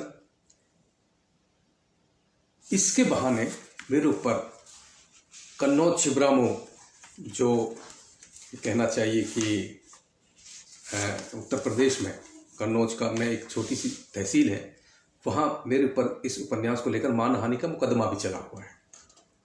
और वो दरअसल मानहानि का मुकदमा वहाँ कन्नौज में छिबरामऊ में एक समुदाय है, गेहार जाति, अपने आप को गेहार जाति कहलाती है, लेकिन वो अपने आप को इसी समुदाय का मानते हैं, यानी कंजूर समुदाय का। तो उन्होंने इस मेरे ऊपर ये मानहानि का मुकदमा दायर किया हुआ है। ये 2008 की बात है, 2009 की बात है। ये 8 में ये इसका एक रिव्यू छपा था, उसके आधार पर 8 में ही उपन्यास आया था। और उस मानहानि के लिए मुझे कई बार उस छोटी सी अदालत में भी जाना पड़ा, और ये उन दिनों काफ़ी चर्चा में आया। और वहाँ के अखबारों में, ये देखिए मेरे हाथ में बहुत सारी कटिंग्स हैं, जैसे ये फरवरी 2009 की ये अमर उजाला की कटिंग है, जिसमें कि ये लिखा हुआ कि उपन्यासकार के अमंगल के लिए बांधे पेड़ में फीते। उसी तरह से गेहार समाज का अपमान बर्दाश्त नहीं। ये आप देख रहे हैं कि ये इस अखबार में ये छोटी सी ये कटिंग छपी हुई है, और ये उस समुदाय के लोगों की ये मीटिंग हो रही है, और ये इधर ये अखबार छपा हुआ, चूँकि सीधा नहीं दिखाई दे रहा है। इसी तरह फिर उसके बाद ये उसी महीने में, फरवरी में ही, ये दैनिक हिंदुस्तान में, जिसमें कि मैं कहना चाहिए कि एक बहुत बड़ी खबर छपी, उपन्यास पढ़ा नहीं, लेखक के लिए बददुआ। ये देखिए काफ़ी बड़ी ये खबर है, और इसमें पूरी ये जानकारी देकर इस उपन्यास को लेकर राजेंद्र यादव जी और क्या कहने मृणाल पांडे जी वगैरह, दरअसल मृणाल पांडे जी उन दिनों दैनिक हिंदुस्तान की संपादक हुआ करती थी। तो उनकी संज्ञान में जब ये उन्हें पता चला कि इस तरह हिंदी के एक लेखक पर वहाँ के समुदाय ने मानहानि का दावा किया हुआ है, तो उन्होंने ये कुछ राय वगैरह ली, मुझसे भी कांटेक्ट किया था, संपर्क साधा था, राजेंद्र यादव जी से भी उन्होंने बात की संदर्भ में। और इसी तरह स्वाभिमान की लड़ाई लड़ेंगे गेहार, भगवान दास मोरवाल के उपन्यास रेत पर बकरा, ये दैनिक हिंदुस्तान की खबर है। ये देखिए दैनिक हिंदुस्तान की ये इस तरह के मैंने कुछ इस तरह की चीज़ें दरअसल हुआ इसमें यह था कि ये मुकदमा वहाँ के जो ग्याहर समुदाय है उन्होंने ये कहकर डाला हुआ है कि इस उपन्यास में हमारे समुदाय, कहना चाहिए कि जो ग्याहर समुदाय है उसकी स्त्रियों का अपमान किया गया है। और इस तरह से, हालांकि मैं ये कह सकता हूँ कि देखिए, एक बार जो 100 ईयर्स ऑफ सॉलिट्यूड के जो और नोबेल पुरस्कार विजेता मशहूर उपन्यास के लेखक गार्सिया गैब्रियल मार्केज ने अपनी पुस्तक के लेखक का दुर्भाग्य, उनका एक लेख था पुस्तक के लेखक का दुर्भाग्य। उसमें एक बड़ी मजेदार, उस शीर्षक से वाले लेखक ने एक बड़ी मजेदार बात कही थी कि उन्होंने ये लिखा था कि एक लेख में लिखा है कि पुस्तक लिखना अपने आप में एक आत्मघाती कर्म है। ये मार्क ट्वेन ने कहा कि पुस्तक लिखना अपने आप में एक आत्मघाती कर्म है। ऐसा और कोई काम नहीं है जो इतनी ज्यादा एकाग्रता की मांग करता हो, जबकि इसके बदले लेखक को तात्कालिक तौर पर कोई लाभ नहीं होता। मगर प्रश्न उठता है कि जब लेखन के साथ इस कदर दुर्भाग्य जुड़ा है, तब लेखक आखिर लिखता क्यों है? जब उसे पता है, लेखक को पता है कि उसके साथ इस तरह की दुर्घटनाएं हो सकती हैं, तो सवाल इस चीज का है कि उसके बदले में उसको कुछ मिलता तो नहीं है। हम सब जानते हैं लेखक को क्या मिलता है सिवाय इधर उधर की बातों और प्रताड़ना के। तो इसका उत्तर यह है, ये उत्तर उन्होंने ही दिया कि एक आदमी उसी तरह से लेखक होता है जिस तरह से कोई आदमी अश्वेत या आहूदी होता है। सफलता से प्रोत्साहन मिलता है, पाठकों के प्यार से संतोष मिलता है, जो एक तरह का अतिरिक्त लाभ है। लेखक को यह जरूर मिलता है कि उसको पाठकों का प्यार मिलता है और उसे एक तरह से उसकी सफलता से प्रोत्साहन मिलता है। ये उसको ये सही बात भी है। एक लेखक को इससे ज्यादा मिलता भी नहीं है कुछ, क्योंकि एक अच्छा लेखक तो वैसे भी लिखता रहेगा चाहे उसके जूते मरम्मत की मांग कर रहे हों तथा उसकी किताबें बिक नहीं रही। मार्क ट्वेन ने ये इतनी मार्के की बात कही कि भले ही किसी लेखक की किताबें नहीं बिक रही हों, पहनने के लिए कपड़े नहीं हैं, जूते फटे हुए हैं, लेकिन फिर भी वो लिखता रहता है, सिर्फ किस लिए कि पाठकों से का जो प्यार मिलता है उसके लिए वह लिखता रहता है। तो मित्रों, इस तरह की बहुत सारी बातें इस उपन्यास से जुड़ी हुई हैं और इस उपन्यास को लेकर एक बड़ा मजेदार वाकया भी हुआ कि एक पत्रिका ने, दरअसल इस पर कुछ कई तरह के विवाद भी हुए। एक विवाद बड़ा मजेदार है इसमें कि 2010 में एक पत्रिका है पाखी, मासिक या द्वैमासिक पत्रिका पाखी, उस ग्रुप ने, पाखी के ग्रुप ने कुछ सम्मान शुरू किए थे। तो जो पहला सम्मान था वो शब्द साधक सम्मान हुआ, शिखर सम्मान था, जो कि विष्णु प्रभाकर जी को दिया गया। तो जिस वक्त ये पहला आयोजन हुआ था, तो जाहिर सी बात है कि हम भी एक पाठक दर्शक के रूप में मैं भी गया हुआ था। तो कई बार आदमी बड़ी तरह तरह की कल्पनाएं करता है कि काश कुछ ऐसा पुरस्कार हमें भी मिले। हर आदमी जो लिखता है, हर एक के मन में इच्छा तो रहती है, और इच्छा क्यों ना रहे। लेखक कोई फरिश्ता या पैगंबर नहीं है, या उसकी कामना या इच्छा नहीं, ऐसा नहीं है। वो भी इंसान है, आखिरकार उसे भी शोहरत के साथ साथ उसे भी बहुत सारी चीजें की जरूरत पड़ती है। तो हर लेखक इस तरह की कल्पनाएं करता है और उसकी इस तरह की आकांक्षा, महत्वाकांक्षाएं होती भी हैं। तो संयोग से हुआ क्या कि दूसरे वर्ष,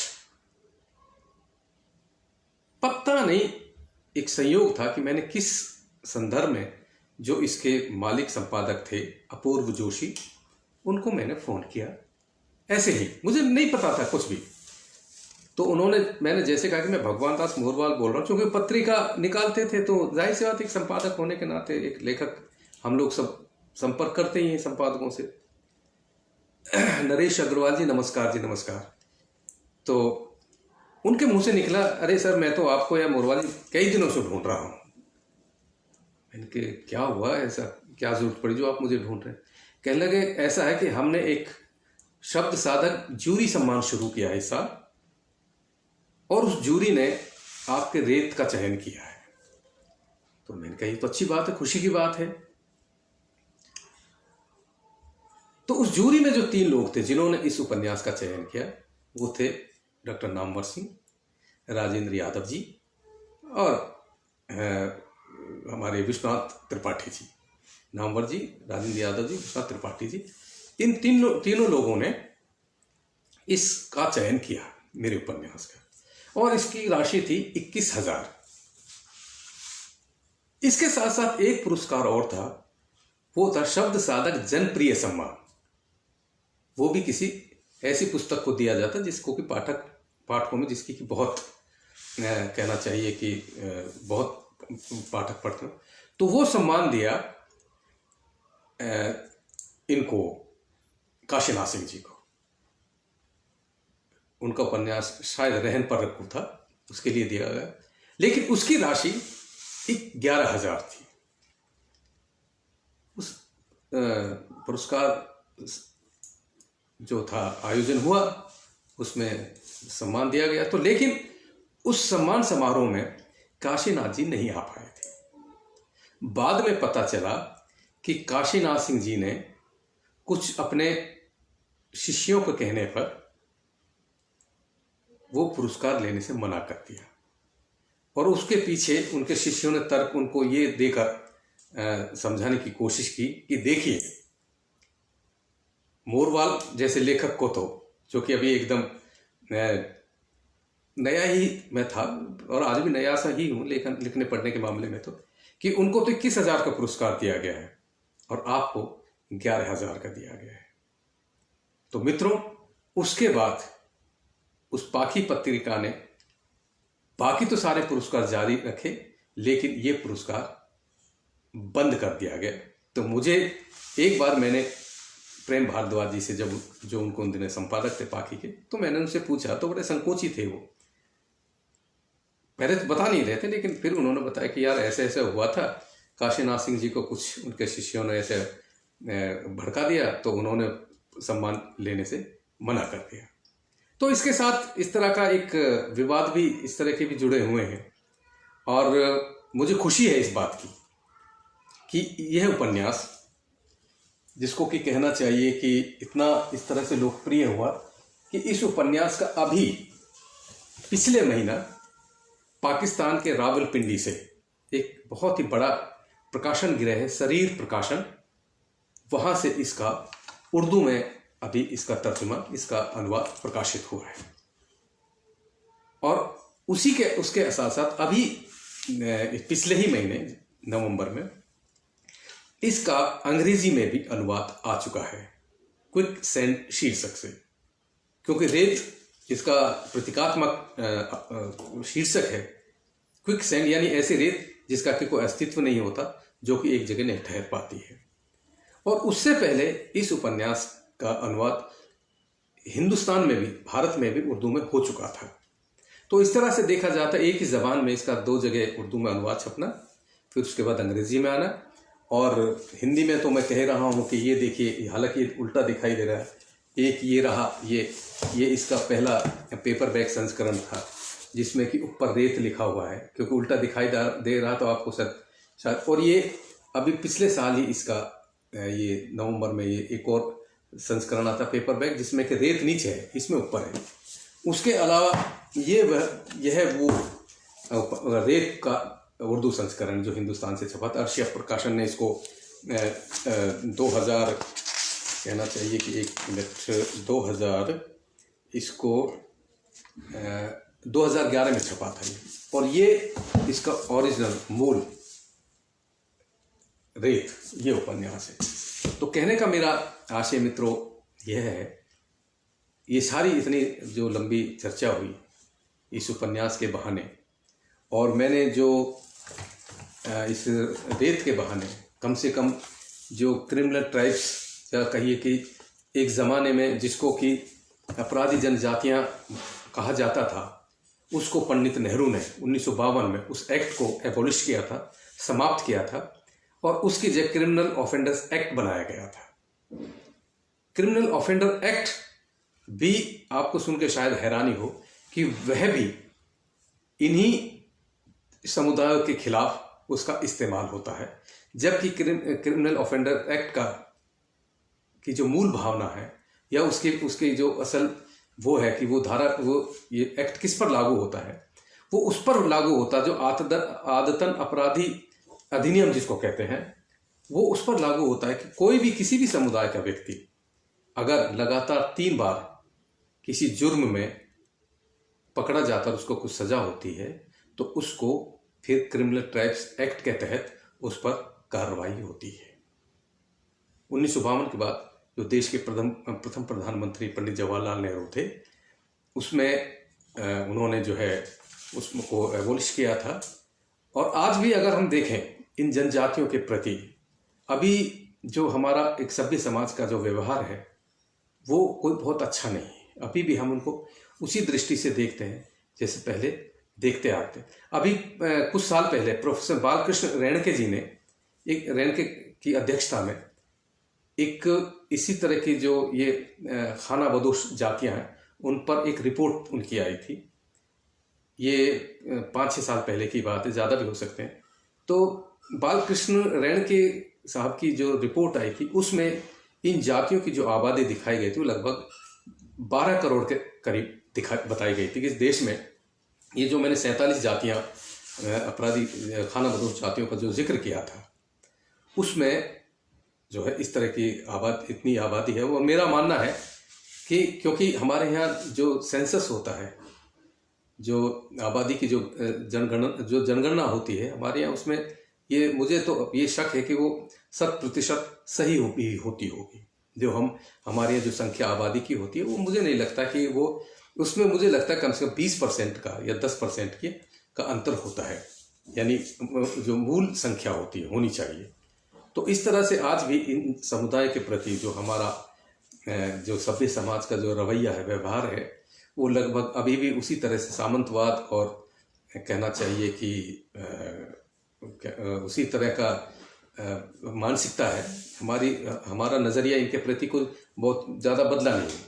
तो मैं चाहूँगा कि अगर अर्पण जी से मेरी एक गुजारिश है कि अगर कुछ अभी गुंजाइश है कुछ देर की, तो मैं कुछ इस बात को आगे जारी रखूं, क्योंकि मुझे लगता है कि 1.25 घंटा के करीब हम लोगों की बातचीत एक उपन्यास पर हो चुकी है।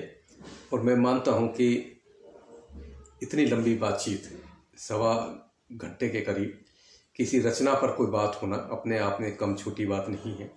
और कम से कम एक लेखक के तौर पर लगातार 1.25 घंटा बोलना, क्योंकि बीच में कहीं कोई यानी आपने, मैं जैसे मुझे याद में अचानक एक घूंट पानी का ले लेता हूँ, कोई इस तरह का नहीं कि कोई जैसे कोई बातचीत कर रहा हो। अच्छा, मुझे लग रहा है कि आज शायद उपस्थिति काफ़ी कमज़ोर रही है। जनसुलभ पुस्तकालय पेज पर बहुत कम उपस्थिति रही है, वरना ऐसे विषयों को अब मैं इसको क्या कहूँ, या तो ये है कि हमारे इस बीच, हाँ, उन्होंने अर्पण जी ने कहा है कि नहीं सुना सकता हूँ या गुंजाइश है, क्योंकि मेरा ये मानना है कि समय हो गया है। लेकिन अगर आप कहते हैं तो मैं छोटा सा अंश एक और सुना देता हूँ। तो क्योंकि लेखक के लिए ये भी एक प्रोत्साहित करने वाली बात होती है, जो उसके श्रोता अगर उससे जुड़ते हैं तो कहना चाहिए कि वो फिर जो है उसकी ताकत, पाठक कहिए या वो कहिए। जी, आप तो कहते जाएं, बहुत ही अच्छा लग रहा है। शिखर त्रिपाठी जी कह रहे हैं कि आप कहते जाओ, बहुत अच्छा लग रहा है। नहीं, ठीक है। मैं दरअसल एक अंश सुनाता हूँ इसमें दरअसल एक पंचायत का एक मैं दृश्य, ये अंश है कि इनके अपने कुछ जो अपनी जो इनकी जातिगत कुछ पंचायत भी होती हैं, उनमें क्या है कि दरअसल इसमें मैं जब इस पर काम कर रहा था तो इसमें एक प्रसंग ऐसा आता है कि एक बहन दूसरी बहन का ग्राहक जो होता है, क्लाइंट होता है, उसको तोड़ लेता है। तोड़ लेती है वो खिलाड़ी जो है, अपनी ही बुआ के क्लाइंट को तोड़ लेती है। तो उस पर दोनों बहनों में काफ़ी विवाद होता है और वो विवाद अंततः पंचायत तक जाता है। तो ये उसी का दृश्य है कि पंचायत हो चुकी है और इसमें एक शब्द है चीरनी। पंचायत ने चीरनी से पहले, यानी ये एक तरह से फैसले से पहले, पंचायत ने चीरनी से पहले दोनों बहनों के से नियमानुसार धरोड़ के रूप में, यानी दोनों पक्षों से कुछ पैसा जो एक तरह से रखवाया उन्होंने कि जो भी उस पंचायत के फैसले को नहीं मानेगा उसकी राशि जब्त हो जाएगी, तो उसको धरोड़ कहते हैं इस समुदाय में। बहनों से नियमानुसार चितरंजन जी जी चलिए सुना रहा हूं।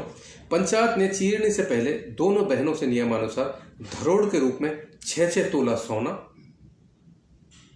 पंचायत और पंचों के खर्चे पानी के रूप में 2-2 हजार रुपए नकद के अलावा फैसला होने तक यदि वह अगले दिन भी जारी रहती है, यानी पंचायत धरोड़ का ब्यौरा रखने वाले को 100 रुपए प्रतिदिन के हिसाब से तथा पूरी पंचायत को पानी पिलाने वाले को दिए जाने वाले जैसे छोटे मोटे खर्चों की रकम पहले ही धरवा ली। धरोड़ के साथ देखिए कि पंचायत में कुछ खर्चे होते हैं, जैसे कि अगर मान लीजिए पंचायत अगले दिन जारी रहती है तो पंचायत में जो लोग आएंगे उनको चाय पानी कुछ तो खिलाना पिलाना पड़ेगा, तो उसका खर्चा पानी, और जो एक लड़का जो पानी पिलाता है उसको भी कुछ पैसा देना होता है। तो इस तरह के छोटे मोटे खर्चे के साथ वो उन दोनों बहनों से पहले धरोड़ धरवा ली। दोनों मुदी कहते दोनों पक्ष, ये मुदी ये मेरा शब्द नहीं, ये मुदी उन्हीं समुदाय का शब्द, मैंने कुछ इस तरह के शब्दों का इस्तेमाल किया है। दोनों मुदी को पहले ही साफ साफ बता दिया गया कि जो मुदी पंचों का फैसला नहीं मानेगा समझो उसकी धरोड़ हो गई जब्त। दोनों बहनों को उनके कुल देवता की सौगंध दिलवाते हुए चेतावनी दे दी गई कि उस धरोड़ के बारे में कोई भी पुलिस को नहीं बताएगी, यानी पंचायत और धरोड़ के बारे में आप कोई पुलिस को जाकर नहीं बताएगा। एक नहीं पूरे 2 दिन बैठी पंचायत, 2 दिन तक चीरनी चलती रही, यानी फैसले होते रहे और दोनों मुदी के तर्क वितर्क और पंचों के बीच उस पर बहस होती रही, मगर फैसला होने का नाम ना ले।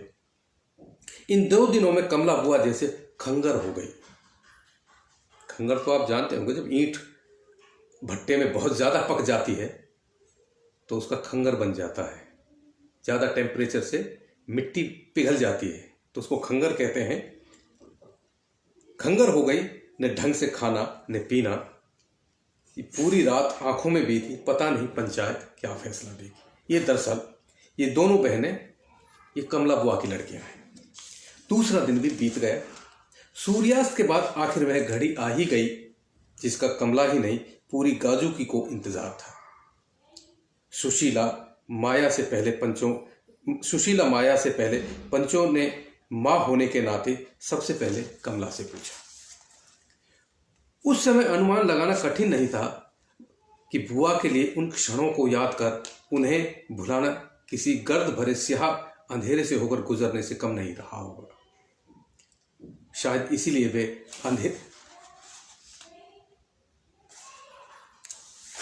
माफ करना, वो एक प्रश्न आगे चला गया। तो कमला से पूछा गया, कमला कोई ऐतराज तो ना है पंचों का फैसला मानने में? पंचों ने कमला बुआ से, मुखिया ने पूरी पंचायत के सामने पूछा। ना, कमला ने ज्यादा कुछ नहीं कहा।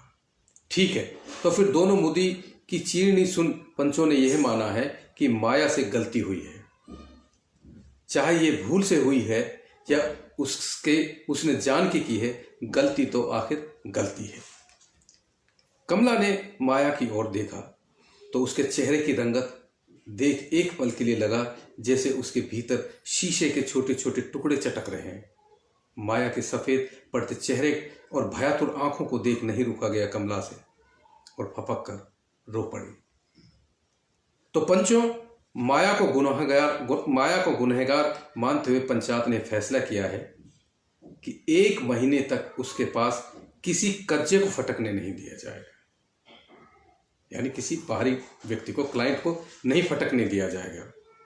मुखिया अभी अपना पूरा वाक्य पूरा करता कि सुशीला तमतमाती हुई खड़ी हुई और बिजली से कड़कते हुए बोली, पंचो, मुझे मंजूर ना है ये फैसला। सुशीला, फैसला पहले पूरा तो सुन, फिर कह लेना कुछ। मुखिया ने सुशीला को बीच में टोका और फिर आगे बोला, साथ ही पंचों ने यह भी फैसला किया है कि अपनी सगी बहन का लगा बंधा कज्जा तोड़ने के गुनाह में माया के माथे के ऊपर के बाल काटने का हुक्म दिया जाए, यानी सजा के तौर पर बाल काटने का हुक्म दिया जाए। जमीन फट गई माया के लिए, सूखे पत्ते सी कांपने लगी। इस सजा का तो उसे बिल्कुल भी गुमान नहीं था, जबकि कमला को अनुमान हो गया था। किसी दरख्त पर बैठे परिंदों सी चिल्लिपों एकाएक तेज हो गई। माया आ गया। पंचों के बीच से उछले इस आदेश पर खामोशी छा गई। सबकी सांसें आगे के दृश्य की प्रतीक्षा में रुक सी गईं। माया धीरे से अपराधीन बनी अपनी जगह से खड़ी हुई और पंचों के समक्ष आकर खड़ी हो गई। लालटेनों की मध्यम रोशनी से बनी परछाइयां एक दूसरे में ऐसे गड्ढमड्ढ हो गई कि यह पता लगाना मुश्किल हो गया कि कौन सी परछाई किसकी है। इन्हीं मिश्रित परछाइयों में एक परछाई रह रहकर कप कपाने लगी तो लगा मानो लालटेनों की जलती बाती से कोई चुगलबाजी कर रहा है। इन्हीं परछाइयों में एक परछाई के हाथ में थमी कैंची को देख माया को लगा जैसे तेज धारदार खंजर किसी जिह्वा होतने वाले जानवर का इंतजार कर रहा था। माया, सिर से पल्लू हटा। हाथ में कैंची थामे इसी परछाई ने आदेश दिया। सिर से पल्लू हटा दिया माया ने। सिर से पल्लू हटने के बाद उस परछाई ने माया के माथे के ऊपर छाए घने मेघों के गुच्छों में उंगलियां फंसाई। सिर से पल्लू हटने के बाद उस परछाई ने माया के माथे के ऊपर छाए घने मेघों के गुच्छों में उंगलियां फंसाई और उनमें जितने बाल फंसे उन्हें भत्स से कैंची से उड़ा दिया। माया की आंखें बंद होती चली गई। मुंह से निकलने वाली चीख को बाहर आने से पहले ही वह पी गई। कमला, ले जा माया को घर। इतना कह मुखिया ने पंचायत विसर्जन की घोषणा कर दी। दोनों पक्षों की धरोहर उन्होंने वापस लौटा दी, यानी जो उनसे पैसा लिया गया था धरोहर के रूप में, क्योंकि फैसला हो गया, दोनों पक्षों ने मान लिया, तो इसलिए वो पैसा उन दोनों को वापस कर दिया गया। माया अपनी जगह खड़ी हुई। माया अपनी जगह खड़ी रही। उसे पता ही नहीं चला कि उसकी देह से रगड़ खाते हुए कौन कौन गुजरा है। उसकी बगल से उसकी आंखें तो जमीन पर कलम हुए आर्तनाद करते अपने उन बिखरे हुए बालों पर टिकी हुई है, जिनके नरम स्पर्श के लिए कभी बड़े बड़े इज्जतदारों की उंगलियों के पोरों में आपस में होड़ लगी रहती थी। उन बालों को काट दिया गया। निर्ममता के साथ इस समय पांव तले रौंदे जा रहे जमीन पर पड़े हुए बालों। कमला ने बमुश्किल अपने आप को संभाला माया को। कुछ नहीं कहा माया ने, चुपचाप मां के साथ चल दी। दोनों सुशीला के सामने से गुजर रही थी कि सुशीला के शब्द माया के कानों से टकराए। दोनों सुशीला के सामने से गुजर रही थी, यानी माया और कमला, यानी दूसरी बेटी के सामने, सुशीला के सामने से गुजर रही थी कि सुशीला के शब्द माया के कानों में, यानी बहन के कानों से टकराए। बड़ा घमंड था इसे अपने रूप पे। अब इसे चाट हथेली पे धर के 1 महीने तक, यानी उसको सजा ये दी गई थी कि वो किसी क्लाइंट को अटेंड नहीं करेगी। माया को अपने कानों में सुशीला यानी अपनी बहन के शब्द नहीं, पिघले हुए लोहे की बूंदें लगी जो भीतर तक घाव करती चली गई। आह तक नहीं निकली माया के मुंह से। रास्ते भर माया को लगता रहा जैसे अंधेरे के बावजूद पूरी गाजुकी की आंखें उसे ही घूर रही हैं। कमला और माया दोनों माँ बेटी घर कैसे पहुंची, इसका न तो कमला को पता चला न माया को। बार बार माया का हाथ आंसुओं को पहुंचने को उठता तो समझ जाती कमला कि आंसुओं को पहुंचना महज एक बहाना है। असल में हाथ माथे के उस हिस्सों को छूने के लिए उठता है जहां उसे लग रहा है कि मानो बालों पर कैंची अभी भी चल रही है। बहुत बहुत धन्यवाद मित्रों, आपने इतने संयम के साथ सुना। और शिखर त्रिपाठी जी, मैं आपका मन से इसलिए आभार व्यक्त करता हूँ कि आप शुरू से अंत तक जुड़े रहे और आपने बहुत सारी चीज़ें, बहुत सारी कुछ टिप्पणियाँ की। और मैं समझता हूँ कई बार जैसे कहा जाता है कि ज़रूरी नहीं है कि हमें सुनने के लिए बहुत सारे श्रोता हों या पाठक हों। अगर कुछ एकाध ही अगर पारखी पाठक अगर हमसे जुड़ते हैं, किसी लेखक को सुनते हैं, तो ये उसके लिए बहुत संतोष की बात है। मैं एक बार फिर जनसुलभ पुस्तकालय का आभार व्यक्त करता हूँ अपने मित्र अर्पण कुमार जी का, और इस वादे के साथ आपसे विदा लेता हूँ कि अगली बार जब भी मैं आपके सामने आऊँगा जनसुलभ पुस्तकालय पर, इस श्रृंखला अपनी औपन्यासिक यात्रा कृति 4 के साथ आऊँगा मैं, जिसका कि शीर्षक है नरक मसीहा। नरक मसीहा भारत में तेजी से पनपती एनजीओ संस्कृति को केंद्र में रखकर लिखा गया था और ये 2014 में प्रकाशित हुआ था। इस उपन्यास का मराठी में भी 2 साल पहले मराठी में भी अनुवाद हो चुका है और उसमें वहाँ भी काफ़ी इसको पढ़ा जा रहा है। मैं कह सकता हूँ चूँकि बहुत अच्छे प्रकाशन से इस पर आई, तो अगली बार मैं आपके सामने एक बार फिर मुखातिब हूँगा अपनी औपन्यासिक यात्रा की इस अगली कड़ी में अपने चौथे उपन्यास नरक मसीहा के साथ। इसी के साथ आप सब मुझे इजाज़त दीजिए। बहुत बहुत धन्यवाद। नमस्कार।